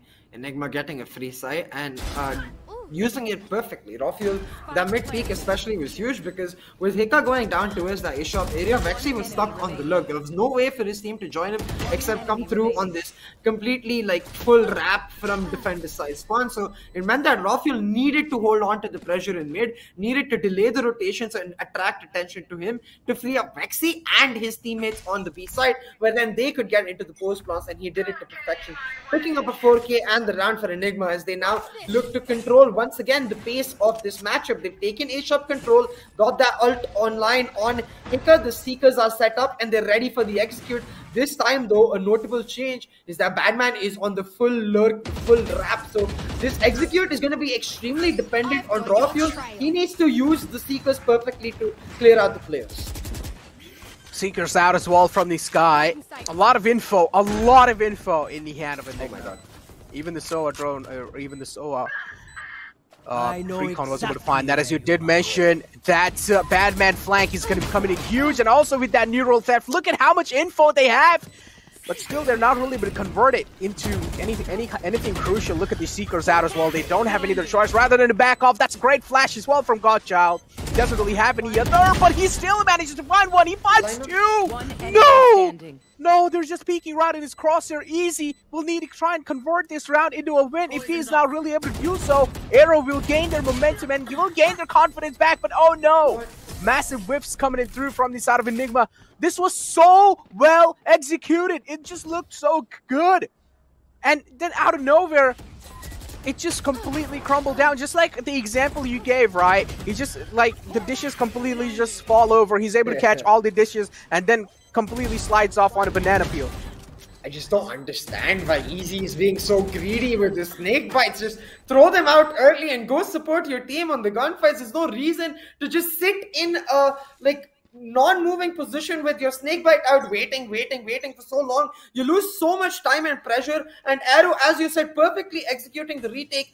Easy just not there, especially in that situation where he has all the information in the world from the neural theft. It's very poor to wait that long on the lineups. It's just too greedy. Your lineups aren't meant to kill them. They're meant to delay the diffuse. So those personals, they need a change from Enigma, because they have the executes on point, but they're losing through on the retakes, which should never happen. Oh my god. But look at this now. Arrow pedal to the metal, so aggressive. They find those initial engagements, deny Hall and mid control, and force Enigma into a choke point to try and take this A side, fully committing. Enigma just getting punished. They will be at the butt end of a flawless as Arrow pull away now with the 3-round lead. I have a surprising face at this point. Like, Enigma just seems so out of sync. This is not the Enigma we saw in the qualifier too. In Wildcard, Enigma, I mean, yeah, in the first game, but after that loss against EXO, it seems like they're down bad, because Enigma right now are getting absolutely Arrow. And the main fact here is that look at the ping differences as well. I mean, Arrow have such a lot. I mean, they have a massive ping. They have a lot of ping. On the other hand, Enigma only has like 12, 16. 16 is the like the far as it goes, but still Arrow. I mean, they're able to find, again, an opening thread has been found. I'm pretty sure they're going to be able to convert it into more. Well played, but Rockfield is actually able to sneak in a kill anyways. Dashes out of the way, is very low. The blade storm comes through, misses a lot of it, but Butsov is forced to dash away, so Rockfield will gain pulse control. But look at this, Godchild on the look, pushed in from B elbow, find easy in that B main position, trying to pick up the ult top, and is able to take it down. Now 3v4, Butsov just sneaking in, threading the needle, finds Rockfield, looking for the second. Oh my god, oh my god. And the third cleans out Hicka, a 7-3 lead for Team Arrow. This is why I was so worried with the veto, because Enigma, you have just played into the hands of Team Arrow. I understand that the map is not over. I understand that Enigma might just be just as good as Arrow on defense, but Arrow starting off this strong on a map that wasn't even their choice, the momentum it's going to give, especially to players like Godchild who popped the hell off. Do I even have to remind the audience about Godchild getting an ace in like the Q1 in the pistol round and then just taking over the entire map? If this player is playing like this now, imagine what happens on game. Yeah, exactly. You definitely don't want to give the star player the confidence that they need in the start. If you do, then definitely they have the confidence, they have the mentality, the right mindset to dominate throughout the game, and you don't really want those star players to have that mindset. And it seems like Enigma at this point is just feeding his ego. They're literally feeding his ego. And if they keep on feeding his ego, I'm pretty sure Godchild is going to be stepping in huge anytime soon now. Info, that was a great owl drone as well. I'm pretty sure, yep, they're going to let that side control happen, and they're probably going to be going for the retake, as they do all the time. You still, I mean, up till now, no one's really lurking around from the side of Arrow. That's a great Hunter's Fury as well to try and deny the plant. But a Viper's Pit inbound, this is a massive investment being made from the side of Easy. Shock Dart's out, and oh my god, that entire ult down the drain, and Arrow just stepping in huge. He's not managing to find two. They lined up in front of him. Now it's all down to Badman. He has a massive burden on his shoulder. Spike has been planted as well. How is Badman able to secure this one? But MSK through the smoke, easily spamming Badman out the game. And I have to point out that the dominance that Arrow is showing, a lot of it is just because of pre-match preparations. The last time these teams met in upper bracket round 2, Breeze was played and Enigma won that 13-6. But in that, Arrow was running a Jet, Reyna, doubles initiator composition. So there was no Sage. Instead, MSK was playing just the controller and the Viper, and Godchild was playing the Reyna. Now, that match they lost, but it did mean that it forced a change in their playstyle. They bring in the Sage, and you can instantly see the difference that they're able to show, because while Godchild is still being as aggressive as ever he would be on the Reyna, he's able to do it in a much more controlled manner with the utility for himself. The pop flashes are perfect, and because of this, his team is able to use his aggressiveness to play defensively on the other side of the map. Perfectly coordinated. Enigma, right now, they've got to throw a wrench in the plans of Arrow, because Arrow are just running away with it. Badman does find a nice first kill, but is going to get traded out by MSK, and that's a 4v4 on the map. The last round, and Enigma have the Hunter's Fury. They just need to hold on, but Hicka, talking about Bulis playing Sky, well, Hicka, like, hey, how did he forget about me, bro? Hicka being crispy as always. Just with that extra crisp as well. Was just so clean. Those shots were so clean. Fleeks right onto the head. Proda is there as well. Now, oh, okay. Well, I was about to actually, talk something good about Proda, but he gets instantly shut down, so I'm also going to be pausing myself. But on the other hand, Butsop is in the mid. The operator has been shown. Rawfield's down low with only 26 HP. He's making those aggressive. Look at this jump shot as well. I mean, it seems like Enigma, they have gained a lot of confidence out of nowhere. Rawfield's going to be the man to put the final nail in the coffin. And, well, Arrow, pretty much, 8-4 is the first scoreline, but Arrow have a 4-round lead. That means that's going to be helping them out quite a lot in the attacking end. Yeah, absolutely. For Enigma, this round gives them so much momentum back into their hands. They get to just take a sigh of relief. You're like, okay, you know what? 8-4 is still doable. It's not as much pressure on our pistols. We can still chill play our standard defaults. We don't need to pull something crazy out of the hat just yet. But still, as you mentioned, a 4-round lead is very nifty for a team like Arrow especially, because they are such an aggressive team. They are bound to be much better on the attack, especially on a map that favors the attackers in the way Breeze does. So let's see if Arrow is able to win this pistol and just push that momentum all the way forward, because that's exactly how they started off the first half. Now, really nice snake bite by Easy with delay. The dash still comes through, but this Jet is vulnerable. What's up in a very dicey position. The one-way just setting up Enigma for success. They take a kill off. Oh my god. What? MSK, no, bud. Especially when you do know someone's present. Why would you not check that corner? Walks right in his front and then gets completely obliterated. Well, that pistol round, I mean, Enigma off to a great start in the second half. And this is what Enigma really needed desperately. That means we're probably not going to be seeing a force buy, because Arrow wasn't really even able to get a lot of kills, right? They only were able to get 1 kill in their hands. So that means they just don't have that much money to force buy. Yeah, definitely. So Enigma picking up the win will force Arrow onto an eco and a chance for Enigma to utilize their buys and push all the way through. I'm not sure why Badman is just going for the Ghost. I guess did not want to go for a Marshall and could not afford a Spectre because he had to buy all of his utility. So let's see if that ends up being an issue, because he is playing the anchor on the B side, the B backside. It's such a crucial position to hold on. Now you can see for the side of Team Arrow, they've got B main control and they've left MSK with a presence towards A halls. Now going to try to use the B main control to get the B side while MSK stays on the lurk on stage.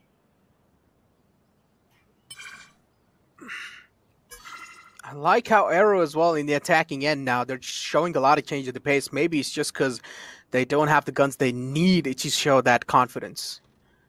But even before this game started, right, we did mention Arrow, they definitely have a lot of confident players. They do also make those confident approaches in the game. Look at this tripwire. This might just trip the trip players out, and someone probably, I'm expecting them to get stuck. And oh no, that recon dart is just absolutely huge. They're able to find that, but still Arrow, oh my god, they're able to find an entry even though they were on an eco. Raw Fuel trying his best to even things out. Darky being shut down. Proda down low. He's stuck behind that pillar. Enigma is just strolling on the side, and they easily get the retake done as well. 8-6 is the scoreline, and Arrow up till now are getting shut down. But again, it's all really going to come down to this buy round. This is going to be their deciding of the fate. Yeah, it feels bad for Badman because he was like, haha, I have one way, I will kill you. Recon both just say no. Like, nope, your position is no, they spam him through. And the issue which I mentioned at the start, where he only had a Ghost, really ends up hurting him because he goes down. But as you mentioned, the supreme weapons for the side of Enigma panned out in the retake. They're able to pick up the round, but losing 3 weapons does mean that they don't have the bonus. They have to invest into this round, and it does mean that it puts a lot more pressure onto them. So a bit of a win-win that last round. We'll see which team is able to really use the win for themselves and come out swinging with this buy, because Arrow are going in hard for the execute. They spot out Easy, they take him out. The trade does come through for Eka, but Arrow have gained side control. It's just a matter of getting the spike down now. Yeah, but Saab, I mean, the amount of space he was able to create for his teammates to work around, and still he did find himself that opening. That means now the defenders are going to be pushed back a little. Misses the spray, but it's fine. He's also tagged up, but Godchild again, the confidence. How did they have so much confidence? I'm actually surprised myself. Arrow in general, each and every single lad from this team just has so much confidence built in them. It's 3-on-2 situation. Still, look at the... Oh my god, that's a great flick. Wow. That flash being denied, that missed the info being denied as well. And at the same time, they can't just straight up work around. That was a great snake bite. Another snake bite. It bounced. Yup, it landed perfectly. That's going to be buying enough time, but it doesn't matter. Badman, the pedal to the metal. He's looking pretty aggressive. Also sticks the defuse. Probably going to be getting it. It's 78-8 is the scoreline. Enigma are finally making a comeback. I'm Darky. Small math lesson, alright? So when the spike is at, so okay, I actually got to notice. So there was 4 minutes 55 seconds left on the spike, right? So yeah, that's right. Yeah, I'm not tripping. So the idea is that snake bite gives you not 4 minutes, of course. 4 seconds. 4 seconds, 55 milliseconds. I was like 4 minutes. What that snake bite gives you is about 8 to 12 seconds of guaranteed. But I say 8 to 12 is actually 12 because you can still halfway through and not die through the snake bite if there's no smoke. So that's why 8 to 12. So at the very least, Darky after that snake bite could have just left Ish off at 5 seconds and waited. Enemy kill. So just knowing your timings of your utility can be huge, but now Rafael gets his hand on an operator. The buy win resulting in this momentum shift, and Rafael really picking it up. 2 kills already down in halls. Will MSK peak? Because Rafael just happy to shoot them down like fish in a barrel. Yeah, just peeking out through the metal doors there. Rafael he just has so much confidence at this point. He just literally has so much confidence. Now finally, oh my God, what was that, Rafael? No! Rafael with a 4K. Okay, buddy, calm down. I do understand. You guys lost to Enigma with a massive kind of thing. But look at this. Batman as well is like handing over the kill to Rafael. He's like, all right, bud, go ahead and take the ace for yourself. He's getting tagged up. So much info being created there. And now finally he loses patience. Batman, no, why did you steal it away? Come on, bro.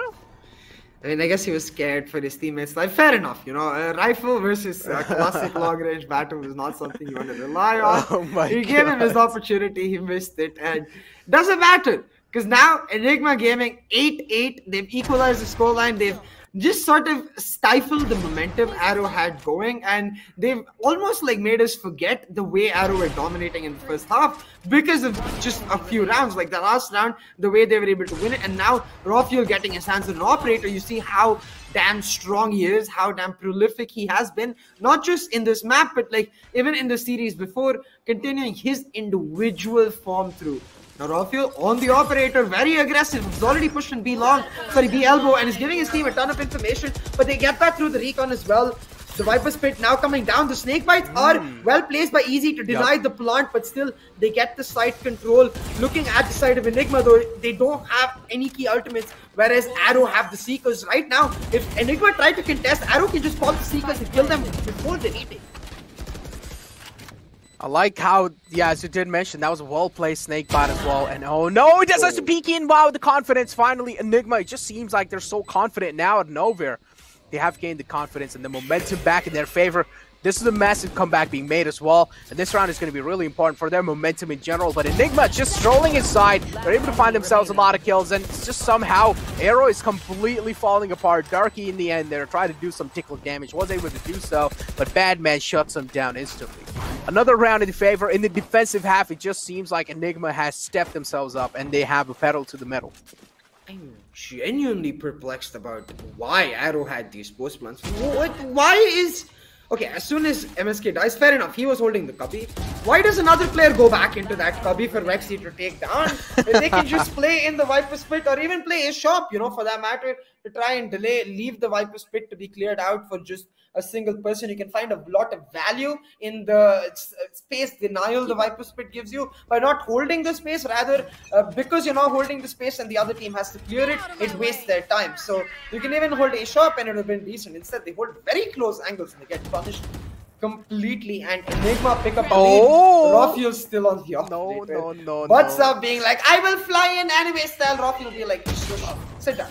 Huh, seems like you're a lot into anime, huh? I see. No, actually I'm not. I just I know how much people are. you just give a lot of anime examples, so I thought, okay, maybe you are a massive anime fan yourself. Kind of. But yeah, same thing, you know. I'm not really that much into anime.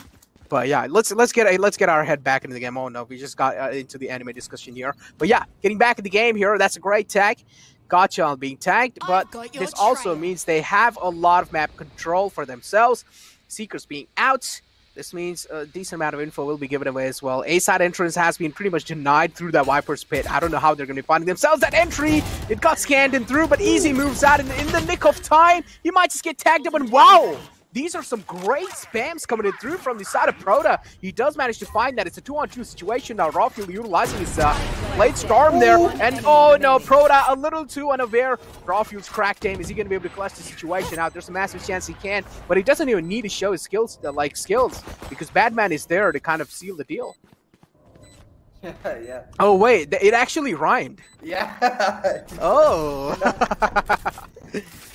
Oh my god. Enigma now 10-8 and Arrow are just falling apart. They're not finding the success in finding small pockets of control the way you want to with a double initiator. They don't have the second duelist to try and help them entry, and what they also don't have is the basic like cipher to look the way Badman was able to. Because Enigma, the same issue. They don't have a second duelist to entry, but because of the fact that Badman was on the look, they always had some control on an opposing side of the map. They always had an option to lean back on if the side they were initially aggressing did not work out. And Arrow don't have that. They need to win in every part of the map they actually contest because they have the Sage. So I want to see a lot more execute stride from Arrow. You can use the Sage Wall to try and deny space and then play on the post lance. Because right now, the slow style of play is only favoring Enigma because of that Cypher difference. They have control over an entire site that Cypher playing B anchor, while they get to stack up heavy on this A site and just leave this over to get mid-round information. Oh, look at that. Again, trades happening back and forth. But Down A. getting shut down as well. Raw Fuel is on fire. You guys are giving this man fuel to set himself on fire, and don't do this thing. If Raw Fuel's on fire, it's going to be impossible to stop. And look at the aggression with the classic. What? Stop it. Remaining. Well, finally he does get stopped here. down A. But Enigma now, the spike is being dropped. Arrow, Godchild was all the way back in the site. Vexy is there. He has his eyes everywhere. And the confidence.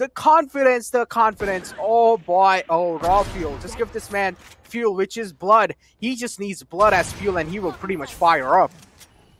Yeah, blood is Raw Fuel's Raw Fuel. What was that right click through the cloud burst though? Oh my god, Raw Fuel is nuts! Round after round, leading the charge, 20-odd kills to his name now, and most of these are just in the defense. I think he's picked up more than half of these, and he's going for now the Oh my god, Raw Fuel with the prediction, odd point, finds the first pick, the resurrection does instantly come through though, and Raw Fuel now trying to double dip in. Vexy with the Hunter's Fury causing the chaos, and Raw Fuel using perfect advantage, finds one, Butsop does take him down, but Badman is there to avenge him and will maintain the lead for Enigma game. Raw Fuel is going crazy. Sheesh! We gotta say that, but Proda now. Our drone's out to scout the site out. Proda pretty much scouted the site out now. Oh, let's see, on the other hand, Darky's getting tagged up. Those are some great shock darts to deny, or at least buy some more breathing space and buy some more time. Badman's cam is there, making sure no one pushes in. Even if they do, they will get tagged up by the dart. And there's a massive chance that they might just get spammed out. Now, I'm pretty sure the main kind of focus here is to get the spike plant down, and then they will probably try and play the post plant on the Hunter's Fury. But on the other hand, they're just not really able to get the plant down, and this is where Easy chimes in.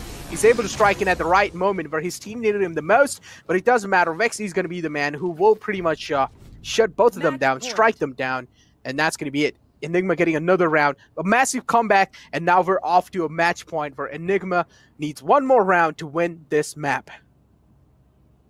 And Arrow just need one more round to feel good about themselves because they haven't won a single round in their attacking side. 8-4 was how the first half ended, and it's been 8-12 since then. Enigma just dominating on their defense. They haven't lost a single round. 8 rounds back to back, and the first few rounds, of course, a lot of team effort, but after that operator came online on Raw Fuels, the impact he's been able to create just insane. Now Arrow trying to get an execute through, but Enigma have the sneaker to retake. Arrow will set up the Viper Spit and be able to get the spike down, but this should be a matter of simple retake for Enigma, especially because Badman is held on to more than half the side. As you did mention, they have held on to more than half. Oh my god, this is going to be huge! This is going to be huge! Oh no, because of the wall. The wall's the saving grace here. The wall's the massive saving grace, but still finds one. He's getting tagged up by the Viper's Pit quite a lot. But hey, you have taken down the Viper. That means you have a lot much more visual now. Easy with a fantastic flank from the back guys. And working ground, he finds the second one as well. And wow, Easy! Just making it look so easy with that flank. God damn, Easy. Indeed, an easy win in the second half for Enigma Gaming. It looked a little shaky, a little dicey in the first half, but this is why, like, I repeatedly kept pointing out mistakes for Enigma rather than what Arrow was doing, right? Because it was a lot of that in the first half, in my opinion, where Enigma were continuously making this key errors, and Arrow were able to play fantabulously capitalizing on them. But hey, look at these are our alternate versions. And I mean, you can still get to hear our voice, but I guess it's their faces for now. But yeah, on my point, like as I was trying to say, I feel like the minute Enigma came onto the defense, there were no more errors to be made, because Enigma is not a team that plays aggressively continuously. They're happy to just lay back and let the other team come to them. And that's when Arrow actually had to make the first move. They're like, oh wait, oh no, we did not plan for this. Yeah. I mean, in the end, it just in the start, it really did seem like, Arrow are off to something. They might just be able to seal the deal on the breeze, because the way they started was a flying start. But then later on, the way they flew, they just completely came down, in the same pace as well. They just got slammed down to the ground by Enigma. They're like, all right, guys, it's time to give you guys a reality check. Then Enigma completely just, dominates their way through. Rawfuel, a man like Rawfuel stepping in huge in those crucial moments. But yeah, even the other desk, right? I'm pretty sure at this point they're having the same discussion of how tables are flipped within a blink of an eye. In the second half, it just seemed like Enigma were just not giving away any rooms. They were just not giving away any rounds, back to back, getting those rounds in their hands, and then came down to a match point where they pretty much sealed the deal again. And on the upcoming map now, it's pretty much going to be really interesting, because the upcoming map is going to be Haven, right? So I really wanted to see, like, as you did mention, the composition on the map of Haven from the side of Enigma is a little shaky. So on the other hand, this also means that Arrow has a little edge in the map of Haven. So what do you think? So what will happen in that map?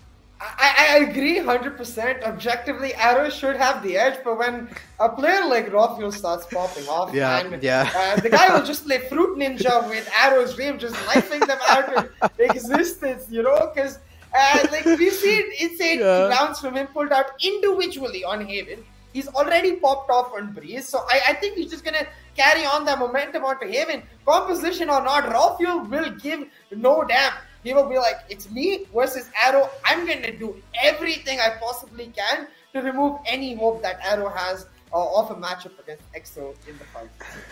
As you did mention, he will just slice and dice, to just like a Fruit Ninja. And Rawfuel in general. The fruits come up and then. Yeah, I do understand. Fruit Ninja. I mean, I'm pretty sure at this point everyone has played it. But yeah, the way they played, without a doubt, it was just absolutely fantastic, And in the end, as I did mention in the start, it just looks so shaky. And Rawfuel, he's fueled up now. It seems like they have been able to reset their mentality now in the game and going into the map of Heaven. I'm personally expecting, I'm up for a lot of surprises here. I'm expecting some surprises being shown from the side of Enigma. But what do you personally think? Because Enigma, they do know their composition, or Heaven is kind of on their weak side. So what do you expect? Are you expecting some surprises from their side, or are you just expecting some, just casual stroll? I'm not expecting any big surprises, but I would be very happy if they did not play the Sage. Please do not play the Sage.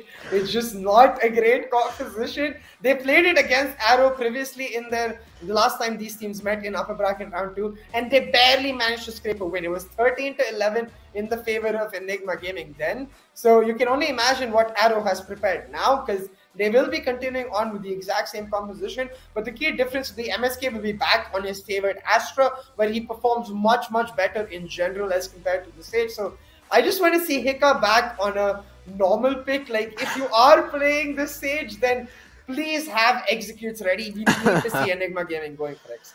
Exactly. Take a look at the team stats throughout that previous game. Protagonist, a man like Protagonist did seem kind of shut down, He wasn't really able to step up, because Protagonist, we do know, I mean, the people who have watched the Pakistan pretty much qualifiers, they do know how good Protagonist is in general. When he gets fired up, he pretty much just lines up corpses. But on the other hand, though, a man like Rawfuel is already just fired up. He has found himself the fuel, and he has been turned on. Yeah, absolutely. And I have to give props to a player like Easy as well, because I felt like I threw a lot of criticism at the timing of the lineups, but barring that one thing, everything else was perfect. He had his Viper Wall down to perfection. On their defense, Enigma was using the Viper Wall from A, which covered not just A side, but A halls, as well as that tiny gap between the pillar and mid double doors, allowing them to take mid control through that as well. So knew his lineups, even had that one-way lineup for mid double door, which gave a lot of value to Enigma in the pistol. So a very crucial player for them in their success. We always talk about how important the Viper was. And while Darky did have a decent game, it felt like Darky was more of the follow-up, while Easy was actually the true controller. And that's rarely something we get to see from Vipers. Usually they're more of the Sentinel players, but you can see Easy's comfort with controllers in general. That's his role in the team, really showing in the way he plays his Viper. Exactly. Now, in general, Viper, Easy, I gotta say, Easy has stepped in as well. I mean, you know, throughout the day, he was kind of silent against EXO, but it seems like, as I did mention, they have gotten the time to actually reset their mentality and focus on a team like Aero. They're like, all right, guys, let's get back to the reality. We lost against EXO, but it's fine. We still have one more chance. There's so many chances given away. We still have one more chance to redeem ourselves back, and this is what they're doing. Now, the first map is in their hand. They only need one more map to seal the deal and move against EXO again. And I can already imagine if Enigma does manage to move in forward, I can already imagine the intensity that's about to build up anytime soon. But yeah, taking a look at Hika as well, it seems like he didn't really have a lot of impact when it comes to those kills, but he definitely had a lot of impact when it comes to utilizing those utilities in the right time. He was just conveying so much information, right? Right Seekers being used in the right nick of time, right Trailblazers being used. But yeah, what do you think so? Like, are you going to be seeing any curveballs being shown from the side of Hika on the map of Haven? I have my fingers crossed. I hope it's an actual curveball and he picks up the Phoenix. He plays it on a Ascent as well. I see no reason to play the Sage over the Phoenix. Please, Hika, do it. But I think for now, we are ready to take a small break as we set up for map 2 of this lower bracket finals. We'll be back in a jiffy. Don't you go anywhere. The strength of metal.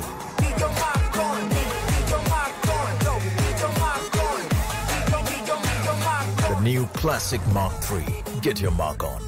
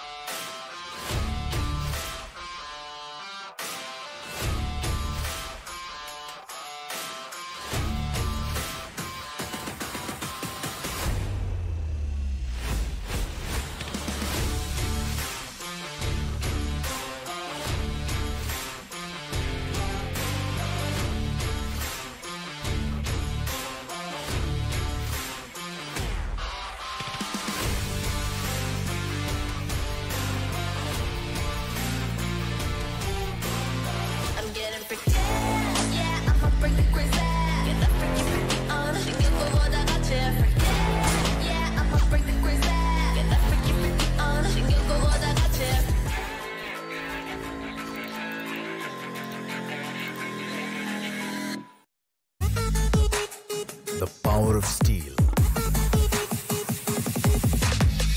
Get your mark on. Get your mark on. The strength of metal. Get your mark on. Get your mark on. Go. Get your mark on. Get your mark on. The new Classic Mark III. Get your mark on. Welcome back, ladies and gentlemen, to the Valorant Conquerors Championship, brought to you by NODWIN Gaming, with Gillette as our grooming partner and Talk Esport as our digital publication partner. My name is Thea, and joining me is Necro on the desk as we bring for you the second matchup in the lower bracket finals between Team Enigma and Team Arrow. Map 1 was again a roller coaster, just like our first series, Necro. One team started off strong, but the other team just obliterated them in the second half and took the win. In this case, it was Enigma doing what was done to them to Team Arrow. So maybe Arrow going onto their own map pick of Haven, they'll be able to pull off a comeback. What do you think? Exactly. It was full of twists and turns without a doubt. But comeback. Without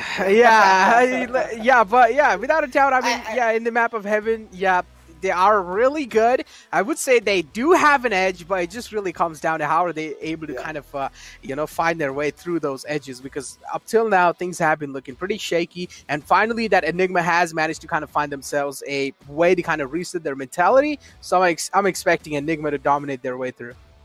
Yeah, absolutely. I think that shows in our predictions as well. Most of us are expecting a 2-0 for Enigma. Yeah. But I will mention that the last time Enigma and Arrow played in the upper bracket round 2, they played Haven. Enigma barely won that. 13-11 was the score. So it will be very close. It's just when man like Rafael start hitting heads there, well, no, Hika! Just guess play what? the Phoenix. Well, I'm going to DM him after this. Be like, why do you guys play the stage so much? I demand an answer. I understand the power of the stage. It's just like, doesn't suit their style. Power of the sage. I feel like he has been a really great duelist. I mean, he has been a good Phoenix in general. But yeah, he does like to go for that battle stage more. He likes to go with that safety cushion, Instead, he doesn't really want to go in completely, huge and be like, all right, I'm going to take Phoenix and I'm going to try to have the most impact. Instead, he goes for a little bit of safety cushion. With Sage, you can also help your teammates out. And also at the same time, on the map of Heaven, you can pretty much wall the mid out as well. But still, I mean, I feel like walling mid out has been old-fashioned at this point. Yeah, walling mid is really not the way you want to go. It's a good default to use when you are for the pistols, or when you're trying to just stack up the other sides in response to something they do. But it's not something you ever want to do as a default in buys. So in general, on Haven especially, you want to save that wall either for a garage wall, where you can do a late wall but still not be exposed to the vulnerability issue, because it's more of a diagonal wall where they can't break down all of the tiny wall boxes. I don't know what you call them, radionite wall parts of Sage. You can't break them down easily if they are diagonal. So the garage wall is a good option. But other than that, it's usually just more used reactively. Like you can use it in retakes, you can use it in once you've got control. But we'll see it in action right now as Enigma on the defense, Arrow on the attack. Butts up, also aggressive. Already taking the not find handling that ghost so easy. That's hard with No, I did not see that. He's hoping that definitely. Like, please, that should not have shown on screen. Yeah, please, observers. I'm pretty sure at this point he's literally praying. But yeah, getting back to as you didn't know what to call those little particles from that sage wall. You can call them radionite bricks, right? But hey, here we have Arrow. Well, it seems like they have managed to kind of dominate their way through again on the first pistol round. This is what the same thing happened previously as well. And Arrow, just the pedal to the metal. They're just so quick. There were way too many bullet sounds in this round for it to be a pro match. It should be bullet hitting head, not bullet hitting wall. Come on, guys. What? The whips. Oh, of course, replay puts the salt on the wound. Game face moment for Easy. Observers. His face is completely embarrassed. That was a hard whip there, and it happened towards the end as well. But it's okay. It's okay. It's just one round. Enigma will go to the eco. And Arrow, I really like the fact that they're coming off strong on the second map. They had a really good start in the first. If they can get that again in the second map, I do think that they will have a much easier time on the defense on Haven against this stage composition for Enigma. Now Arrow just trying to force it in. Might not be the greatest of things because Enigma actually got for the read and stacked up C, but Arrow don't care because they just mow them down. Only Badman will pick up one as Arrow is good for 3. Yeah, I mean, Arrow, they have managed to kind of fight their way through and easily, just like Rockets, try and find their way. But Darky as well is there, who's finding an opening. Look at this, Godchild's down low. He only has 11 HP left in himself. Unfortunately, Sky cannot really heal herself, so that is a little problem. But it's fine. Godchild will get the plant down and okay, well, instead goes for the ult R first. He does realize, well, the round's pretty much secured. He doesn't really need to sweat a lot much more than he thinks he needs to. Spike being planted, the rotation is being made completely from the defending side. And Badman, I'm expecting him to go actually in Heaven first, but no, instead it seems like he's denying that Heaven entrance and directly going for that CT presence. But there's still 2 lads on the flank, and this might just flip the tables in the favor of Arrow. Vector is there for Badman. Can do a little bit of damage. Oh! He's good for the flick as he takes down MSK, but Godchild with the instant trade will mean the second round picked up for Arrow, and with not too much loss. I think one of their players did go for the save, so only 1 weapon lost in general will mean that Enigma, now Arrow do still have a bonus, and Enigma will face that pressure where they have to not just win their buy next, but make sure they don't give over too much damage to Team Arrow in general. So let's see if Enigma is able to rally back, because we did see a shaky start from them in the first map even, but this is their map choice. This is Arrow's map choice, so every bit of momentum you can deny Arrow could be crucial to Enigma's success, and the same goes vice versa. Every bit of momentum the Arrow can steal away, it will get them on a cascading road to success and map 3. Now Arrow realized it is their bonus. They want to play those close range fights, so they're going hard in for this B side, but the wall is there. It buys them so much time. They don't check Hiccup, and when they do, they don't check Rafuel. The Sage and Jet bring them down to their knees, and Rafuel will just accentuate a little bit further, grab a bit of salt and put it on their feet. Rafuel now. Again, I mean, the one last man is alive. It's going to be Darky all the way in mid. Making in, and yup, well, Arrow, final man has been taken out. Rafuel stepping huge in that previous round. 2-1 is scoreline, and finally seems like the momentum has been stopped. The buy round has been won by Enigma. And Rafuel, just as always, delivering on mark, and this was a great spray transfer coming in through from his side. And then in the end, yup, shut down Darky just like that.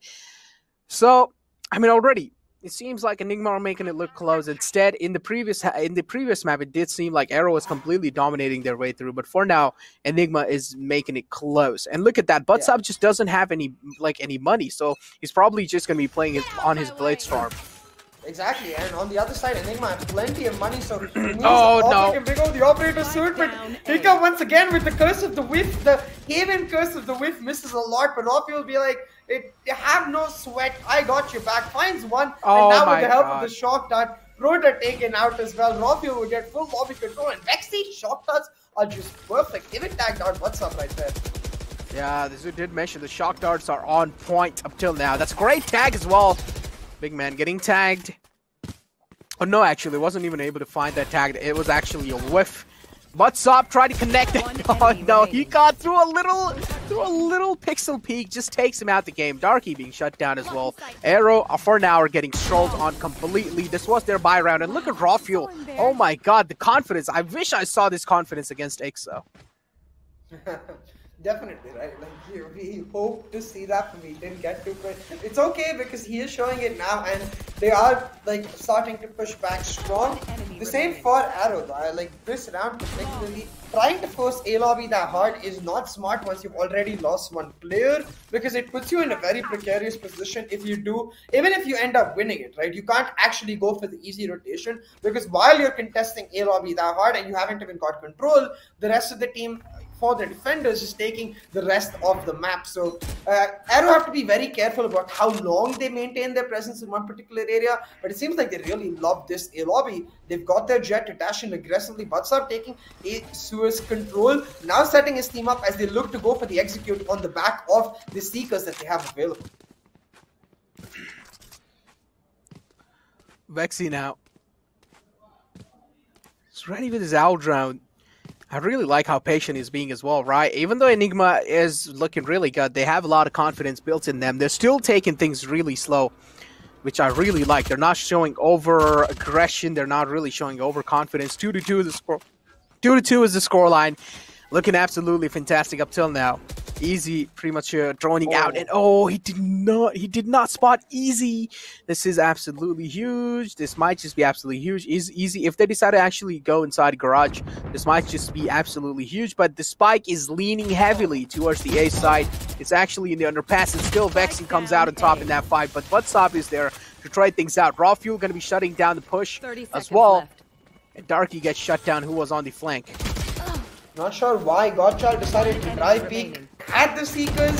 Had his util even could have pop flash and peek, but instead Dry Peaks gets punished and Enigma will pick up an easy round. A really nice start from Arrow, the way they took A source and A long control and then doubled back, checked their flanks. We got some info towards the B and garage part of the map, getting to learn where the rest of Arrow is playing.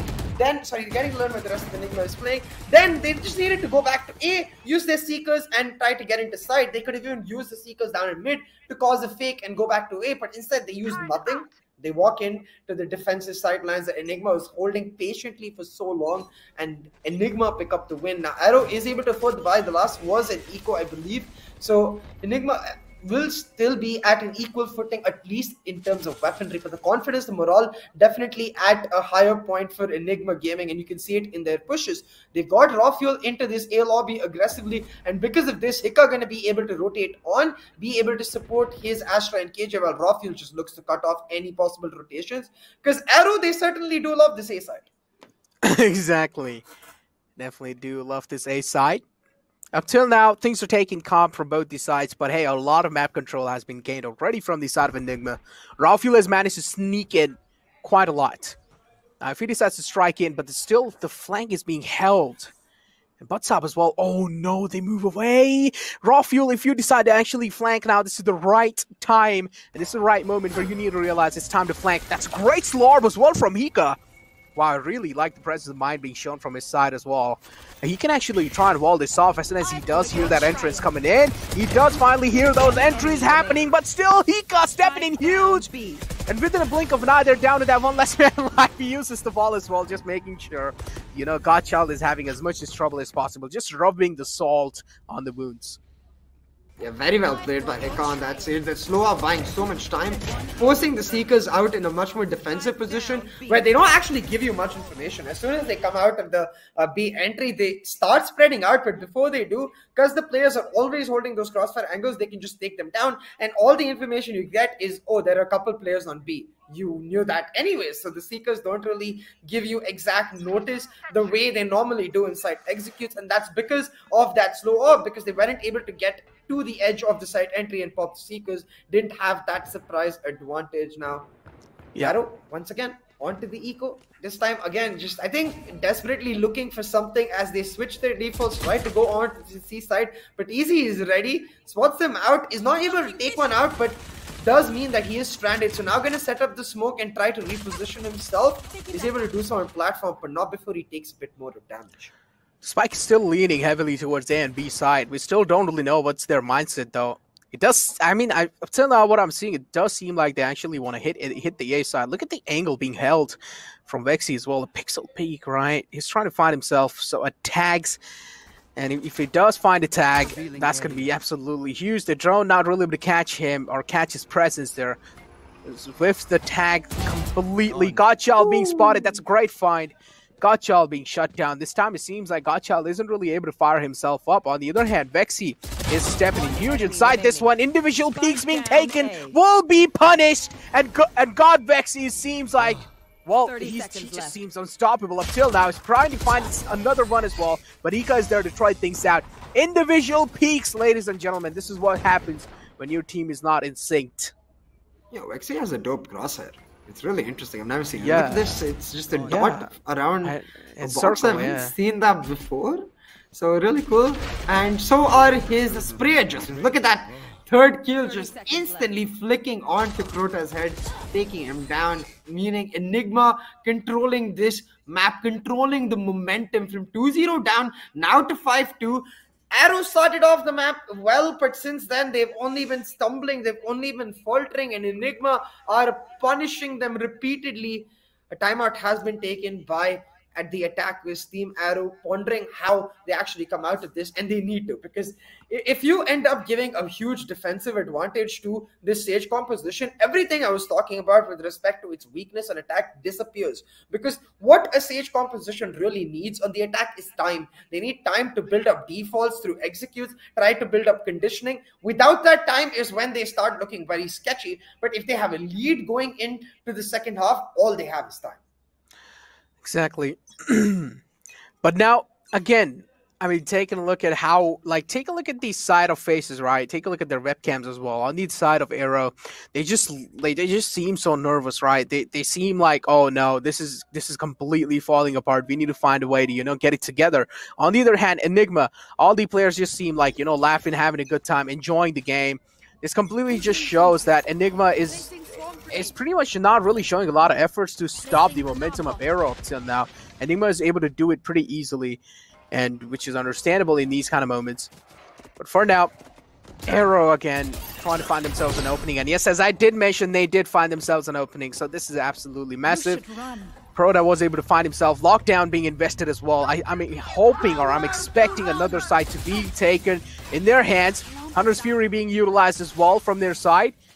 So the side control is being found. C-side, he's able to sneak inside, but look at the crossfire setup coming in from the side of Enigma, and I'm pretty sure they're not really going to be expecting Batman to be there, and yes, they did not. MSK got caught off guard instantly. It's a 3-on-4 situation now. Man advantage looking huge on the side of Enigma. They line up, and Batman, of course, is not going to be falling shy to collect those kills, and he does with ease.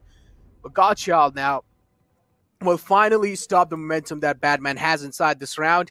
And now he's down to only 53 HP, was spamming through the wall, didn't find any connection, and Godchild, I'm pretty sure the call's been given away, but Hika, his eyes are just way too sharp, gonna be spotting Godchild, taking him out the game. 6-2 is the scoreline, and Enigma are winning rounds back-to-back. Yeah, Arrow do well initially, mocking the aggression that Rafuel has shown us again and again down A long. He keeps liking to take A lobby control, so the fact that they mock him and take him down early is huge. But again, this is what I'm talking about. Their early moves are correct. They just seem to lose themselves mid-round, where they don't understand how they need to make the rotations work against the style of composition that Enigma has. Because what Enigma does is they maintain their positions throughout. It's not like a regular Haven Conk where you can expect rotations from the defensive team. Because they have the Sage KJ anchoring on two opposite sides of the map, the Astra is just there to fill in wherever necessary, which means they will always maintain their positions except when the execute is going on. And Arrow are like, okay, we caused the presence towards A long, and now they'll rotate. Enigma just say no, and Arrow just refuse to accept that it's not going to happen. They need to commit where they get the early value. They need to push in when they start off. Otherwise, they're just going to end up playing into Enigma's hand every single time. Garage control was being found from their side. A massive presence has been shown. And look at this double stack. Oh no, this out drone might just reveal a lot of intention. Yes, it does, but still Rafuel peeks out with confidence with his chest out. Hika's position, I'm pretty sure, has been compromised, but they still seem pretty... Navarre, and Hika strikes in. He manages to find one, gets traded out instantly by MSK. Rafuel now this time decides to back out, and look at this. A-side was pretty much stacked.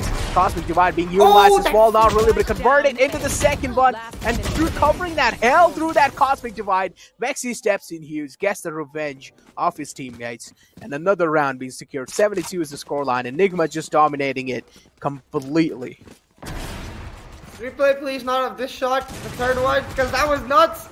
Rafuel setting up initially very well, but look at this flick, just perfect on Docky. And the reason I really like it is not even that mechanically flashy, it's just the timing on it has to be picture perfect. Even if you mistime it by a millisecond on how fast you can flick, then the opposition Jet WhatsApp is going to dash in, he's going to take you out.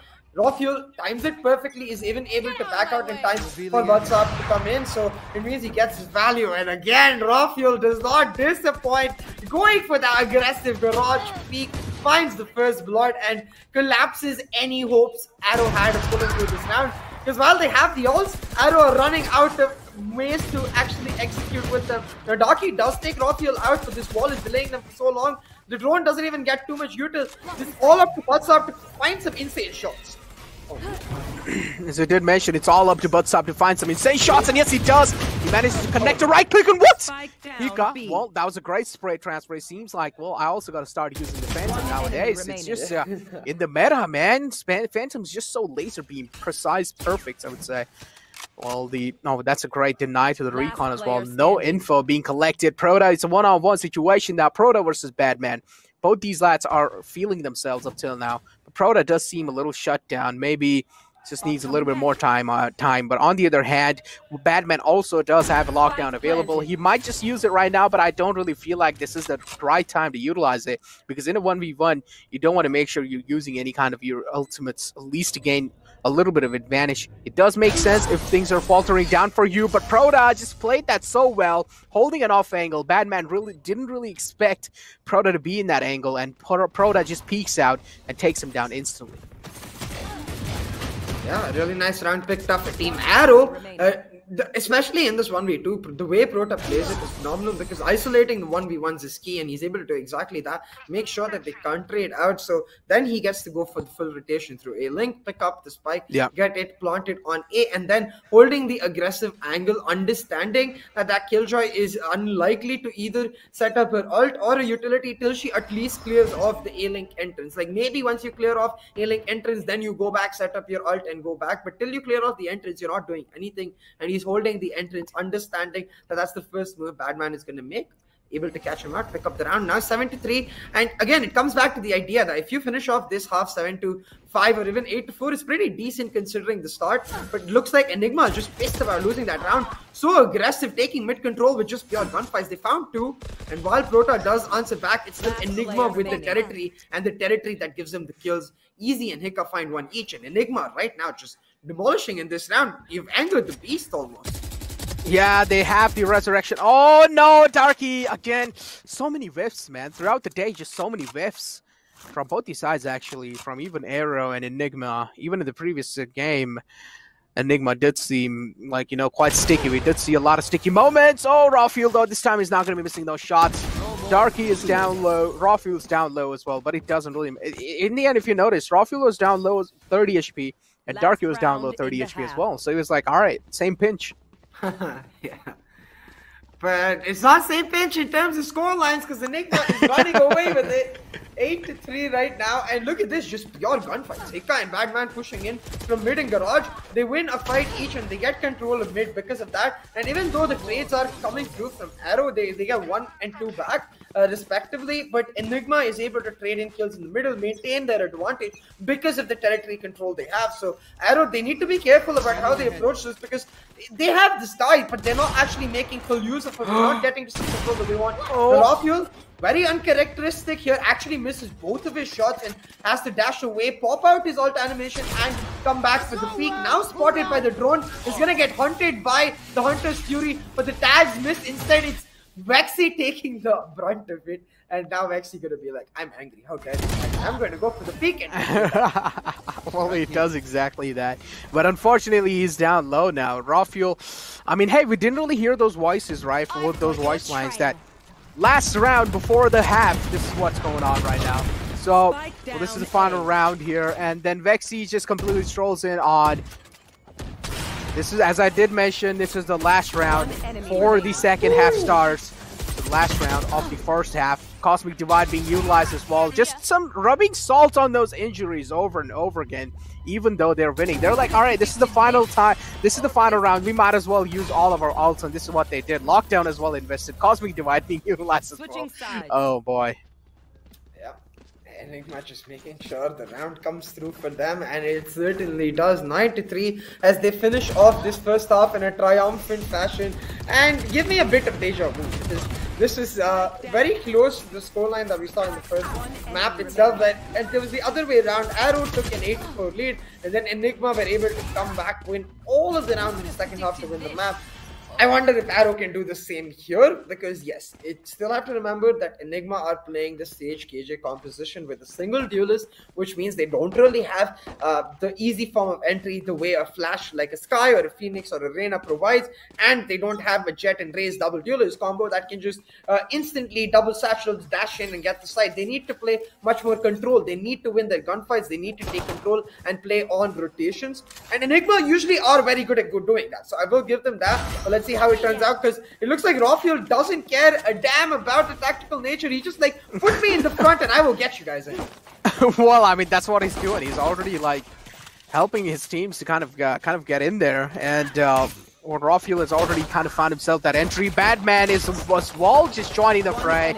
Arrow up till now is getting destroyed. Darky did try his best to kind of stop the flood, but he's not going to be. That's not going to be enough. Proda there in the back lines. It's a 1-on-3 situation. Looks pretty tough for Proda. I don't know how is he going to be able to pull this off. Well, maybe just a miracle might just help. He also does have a recon dart, so that would help them. That would help him a little to make this retake happen, but not enough. In the end, he will have to, you know, rely heavily on his raw aim. Don't get me wrong, Proda does have real good aim. He is one of those crispy lads as well, but it just really comes down to, are you going to be are you going to get able to activate yourself in that right moment? And guess what? He's not. Yeah, because the post plans are pristine from Enigma. They're holding just defensive angles. They, especially with the Sage, it's a guarantee, because I don't think the wall was there in that round, but generally once you got the execute on, the hardest part about any Haven site is that it's got multiple entries. Like, for example, if you look at A, it's got 2 defensive entries, but the 2 attacking entries as well that you have to be scared about on retake. What that Sage wall does is it completely nullifies an angle entirely, and even though that doesn't sound like much, it actually gives you so much more agency to hold deeper angles. So that is definitely a big advantage. Look at this, Arrow actually going for a forced buy. They're putting their entire economy on the line here, and with it carries the stakes of their VCC life. Rafiel punishes them, beams Darky down, and easy with another clean headshot for Gotcha. He'll pick up a double, but WhatsApp will be the last man standing. He finds Hika, and now it's a 1v2 as Arrow are left in the lurch. Badman will pick up the spike, go for the full rotation down at C, and WhatsApp, he needs to get into be quick, recover a Spectre, and try to pull off this 1v2. Yeah, well, out of nowhere now it seems like, well, we have Enigma pretty much with a man advantage, and that fight, pretty much a brawl breaking down in the B side. Oh my god, I gotta say, so many gunshots we heard, right? So many people just were left out in that initial fight. Now, it's all down to that 1v2 clutch. Arrow has a lot of pressure on them, but Sop gets dinked out, and oh no, yep. You already can tell, you know, CA getting a little troubled out there because that dink was absolutely huge. And Badman, hey, he's dancing, he's having a great time, misses a lot of shots, but hey, fine, it doesn't matter, right? He knows Buttop's down low. All he needs to do is connect one bullet, and that's what he does. Connects that crucial bullet, gets another round in his hands. 11-3 is the scoreline. Ladies and gentlemen, 2 more rounds needed for a team like Enigma to seal the deal against Arrow. Yeah. 2 more rounds to pick up the map and the series for Enigma Gaming, and I have to give props to Arrow for the, you know, confidence to try that, but this is what happens. Now you can't go for the eco. You have to again go for the force buy when you got 3 Spectres, a Bulldog, and a Guardian with 4 light shields. So Arrow in an impossible, almost impossible spot where pulling off a comeback now is looking more unlikely than ever. But look at this, Batsa very aggressive, using the pressure from Godchild to push in. He finds one, and while he gets traded out, Godchild is good for the trade for his team. Finds one for himself, and MSK now moving in aggressively. Arrow coming online as they pick up kill after kill, make it a 2v4, and even with the broken economy, keep their hopes alive. Exactly, as you did mention, even with the broken economy, well, they're trying their best to kind of keep the hopes alive. It's a 4-on-2 situation. Arrow trying their best to hang on to the cliff. They're trying their best to grip it as well as possible. But, I mean, Enigma is just making their kind of path so tough. And now Proda needs to move in through that little kind of thing. And he does have the Cloudburst out as well. From the heaven, he's trying to strike in. Cloudburst out again to kind of provide Rafiel that cover. Oh, no, wait, oh my god, what? No! What? You can't, you got to be kidding me. How? How? How? Point. Bro, no. How? Oh my god. How this happened? Those 2 end kills with a classic burst. Okay, so we need to talk about this. So this first kill is perfect. The second expects the jump down, and then this cloud burst while he jumps around is huge. Comes out exactly, times the timing where his flash is going out perfectly to get the right click burst, and then dances his way to the win. Raw Fuel with an insane 4K clutch. Next map and series point for Enigma Gaming, and with that, the hopes have surely been dashed. The dreams have surely been ruined. The opportunities, oh, they will be ruined, because Enigma Gaming are looking to set the revenge date with Team XO. And Arrow, they just look like basically roadkill at this point, just left aside. You should run. Oh my god, that previous clutch has gotten me a little shaken. That has gotten me a little stunned. But hey, wait, what? Arrow might just be able to pull it off. Hey, Arrow might just be able to pull it off. But no, it's a 2-on-2 situation. Because of the lockdown, they will have to move back. And no, at this point, both of them are detained. And no, what? Go kill them! Kill them, please! Instead, they don't really do that. Alright, well, instead, they're gonna let them survive for another day. They want a fair and square competition. This is the safer option, definitely. But going for the double out drop, gets heard out and pre-fired on and gets taken down very low. The Seekers are online, they need to use it. Gotcha dies before he can get it, and What's taken down. Oh my god! A crucial error in the last moment by Arrow, and Enigma punish them hard. They pick up the win and they set the date against Team XO for the final spot in the VCC playoffs, for the final chance in getting to the top tier, the cream of the crop of South Asia. Enigma Gaming will be facing off against Team XO. Again, at this point, I would call it the classic, you know? It just has been Enigma versus XO throughout. In the semifinals, we did see that, or in the upper brackets, we see this happening again. And in the finals, again, now, Enigma, you have another chance to prove yourself against XO. And, I mean, yeah, this is absolutely huge. But, yeah, talking about that previous 2 maps, it was just a complete single-handed domination. I don't even know what to point out, because there's a lot of mistakes being made from both these sides, I would say. But just a little bit more kind of, I would say, confidence was lost in the second map completely from the side of Arrow. And I feel like that's the main kind of key, or that's the main kind of thing. That's why Arrow lost the second round in second map with such a massive difference. But what else do you think? What kind of seemed let loose from the side of Arrow? I think it was just a loss of confidence. I agree in the second map, and in the first map, it just felt like, again, the fact that they changed the composition possibly affected their defaults, because on attack they were lost. They were completely lost. Did not look like an Arrow that we had seen all the way back to Q1, where they looked really good on Breeze. This time they just look like, we don't know what we're doing, and I don't understand why, because the Sage actually complements their style so well. They could have played for Executes. Similarly on Haven, like their entire idea when we saw Jivix in this composition, it was double initiator. The idea was that Godchild could play the Battle Sky and Jivix would play Playmaker with Protagonist, but we never saw that with Vatsab and Protagonist. Instead, Vatsab was relying on Godchild, and it felt like Godchild's fragging department limited because of that, because he was playing support to the Vatsab Jet, and it meant that Godchild wasn't actually able to play Battle Sky the way he was doing on Breeze and the way he was popping off.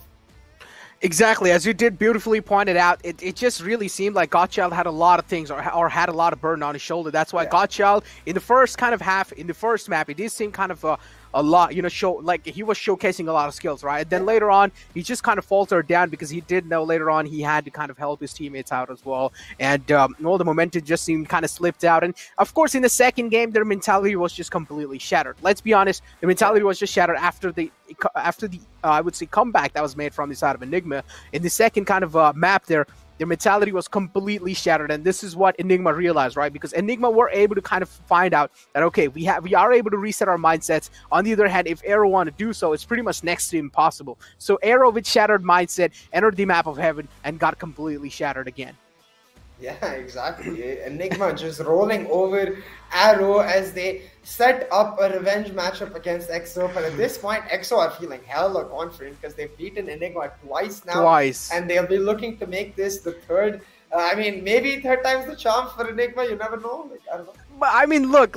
Now this also brings us back to the convo that we were having against Global versus Velocity, right? I mean, Global versus Velocity. I mean, I feel like Global have been winning against Velocity since a longer time in the past, but then Velocity just strikes in the key time, in the key moment. This might just happen over here as well. Enigma just strikes in the key moment, wins the finals of the Wildcard, and just moves in forward. But the reality, or if you talk about the tactical analysis of both the teams, of course, EXO have an edge because they have won against them back-to-back twice, and at the same time, it's not really a lot of difference, right? There's not really a lot of gap or a lot of days difference. So I'm personally not really expecting any curveballs being thrown from the side of Enigma to actually try and catch EXO off guard, because they just don't have a lot of time to think about it, right? They just don't have a lot of time to, even if they make those changes, they just cannot really implement it in the game because they just don't really have a lot of time. Phoenix on Haven, please, Enigma. No more stage. Don't get me wrong, Hiccup played beautifully on this map. He did everything the stage was supposed to do. It just still felt like they were so limited in what they could do. Of course, they did not have to dig that deep because they were just winning on the basic defaults and the basic gunfights. Rafiel, you can see 20 kills to his name, 7 first bloods. Like, in 16 rounds, the fact that he was able to pick up almost half the first bloods shows that he was just continuously dominating them. And I think that did end up being the biggest difference, where Enigma didn't really have to dig deep. So look at Easy. Anything, yeah, 10 assists, right? Like, just the Astra to perfection. He did his job. He just didn't need to do anything with only 6 kills, dude. He's like, all right, my team's C doing and Q and R and X a lot. And then later on, he wasn't even doing that. He was like, all right, my team's single-handedly doing all the things. I don't need to do anything. I could just sit back, relax, and just enjoy at this point. And this is what Easy did throughout the game. On the other hand, I mean, WhatsApp protagonist, Gotcha, they tried their best, but they were just getting shut down over and over and over and over, and they were just getting absolutely demolished. It just seemed like Enigma was smurfing their way through. Yeah, exactly. It just felt like a lot of key components from Arrow were missing. The lurks from MSK, even Darky's crucial post plants, him dying that early, Gottschalk's pop flashes, none of these were something we got to see. Even protagonist for that matter, we didn't actually get to see him leading the charge, playmaking the way he always does. It felt like it was much more of an individualistic thing where every round they're like, oh, okay, fine, maybe let's try this. Oh, okay, fine, maybe let's try that. There was no actual proper flow to the different strategies they were trying out. There's no actual concurrent logic that, hey, that didn't work out for this and that's why we should try out that. That never happened, and always looked like Arrow was just trying to shoot an arrow in the dark and hope it hit. Yeah, exactly. Beautifully pointed out there.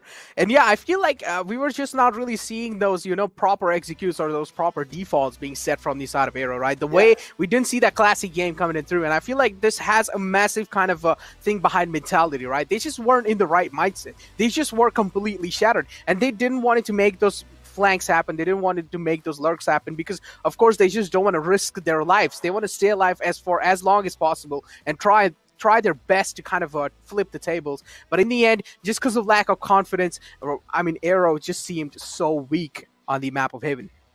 Yeah, absolutely. And you can see MVP of the best 3 rightfully so popped off in Breeze, and then that clutch on Haven is just enough. Even if he only got the kills that he got in that one clutch, the 4K, I would give him MVP because that was so nuts from Rafiel.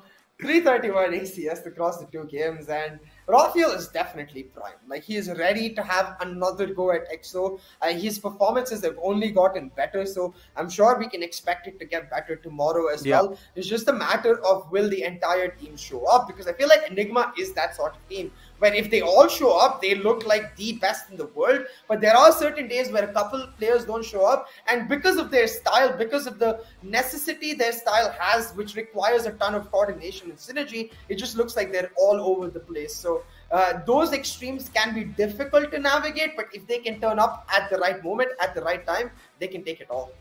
Yeah, without a doubt, they can definitely take it all. And on the other hand now, I'm hoping for Enigma to have learned from their mistakes again. Now, this is their final chance Enigma, your final chance to prove your worth, to know that you are one of the best out there as well in the India region. This is the final chance. I mean, we already do know you guys are one of the best, but if you want to prove it again, if you want to make your mark on the best of the best, you need to win these finals against XO. On the other hand, XO as well is a fantastic team, so I'm expecting tomorrow to be even closer than it was today. I mean, today it wasn't even that closer, right? It was a 2-0. So I mean, yeah, getting back to the player comparison now, we have Rawfuel against Buttstop. I mean, Rawfuel is just miles away.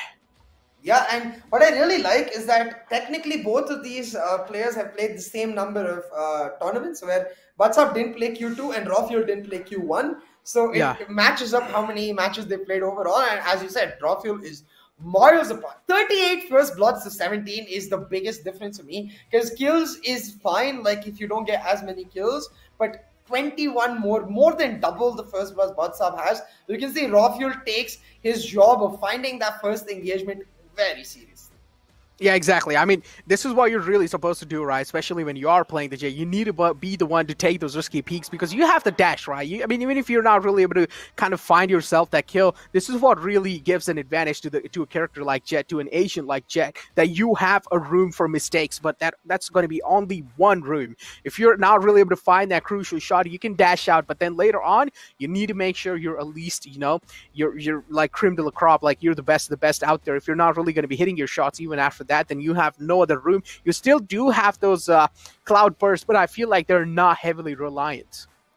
Yeah, absolutely. So we'll see if Rawfuel is able to maintain this same level of performance tomorrow, because now it's everything on the line for Rawfuel and Enigma. He's come in halfway in the middle of VCC to replace Ghost, and he's done beautifully so. Has effectively a grudge match against his former teammate tomorrow, as only one team will actually get to take away. It'll either be Ghost having made the biggest like 5-head move of all time, getting over to the right side before VCC qualifiers end, or Rawfuel just being like, thank you for making the spot for me, Ghost. See you never, as I make my way into VCC playoffs.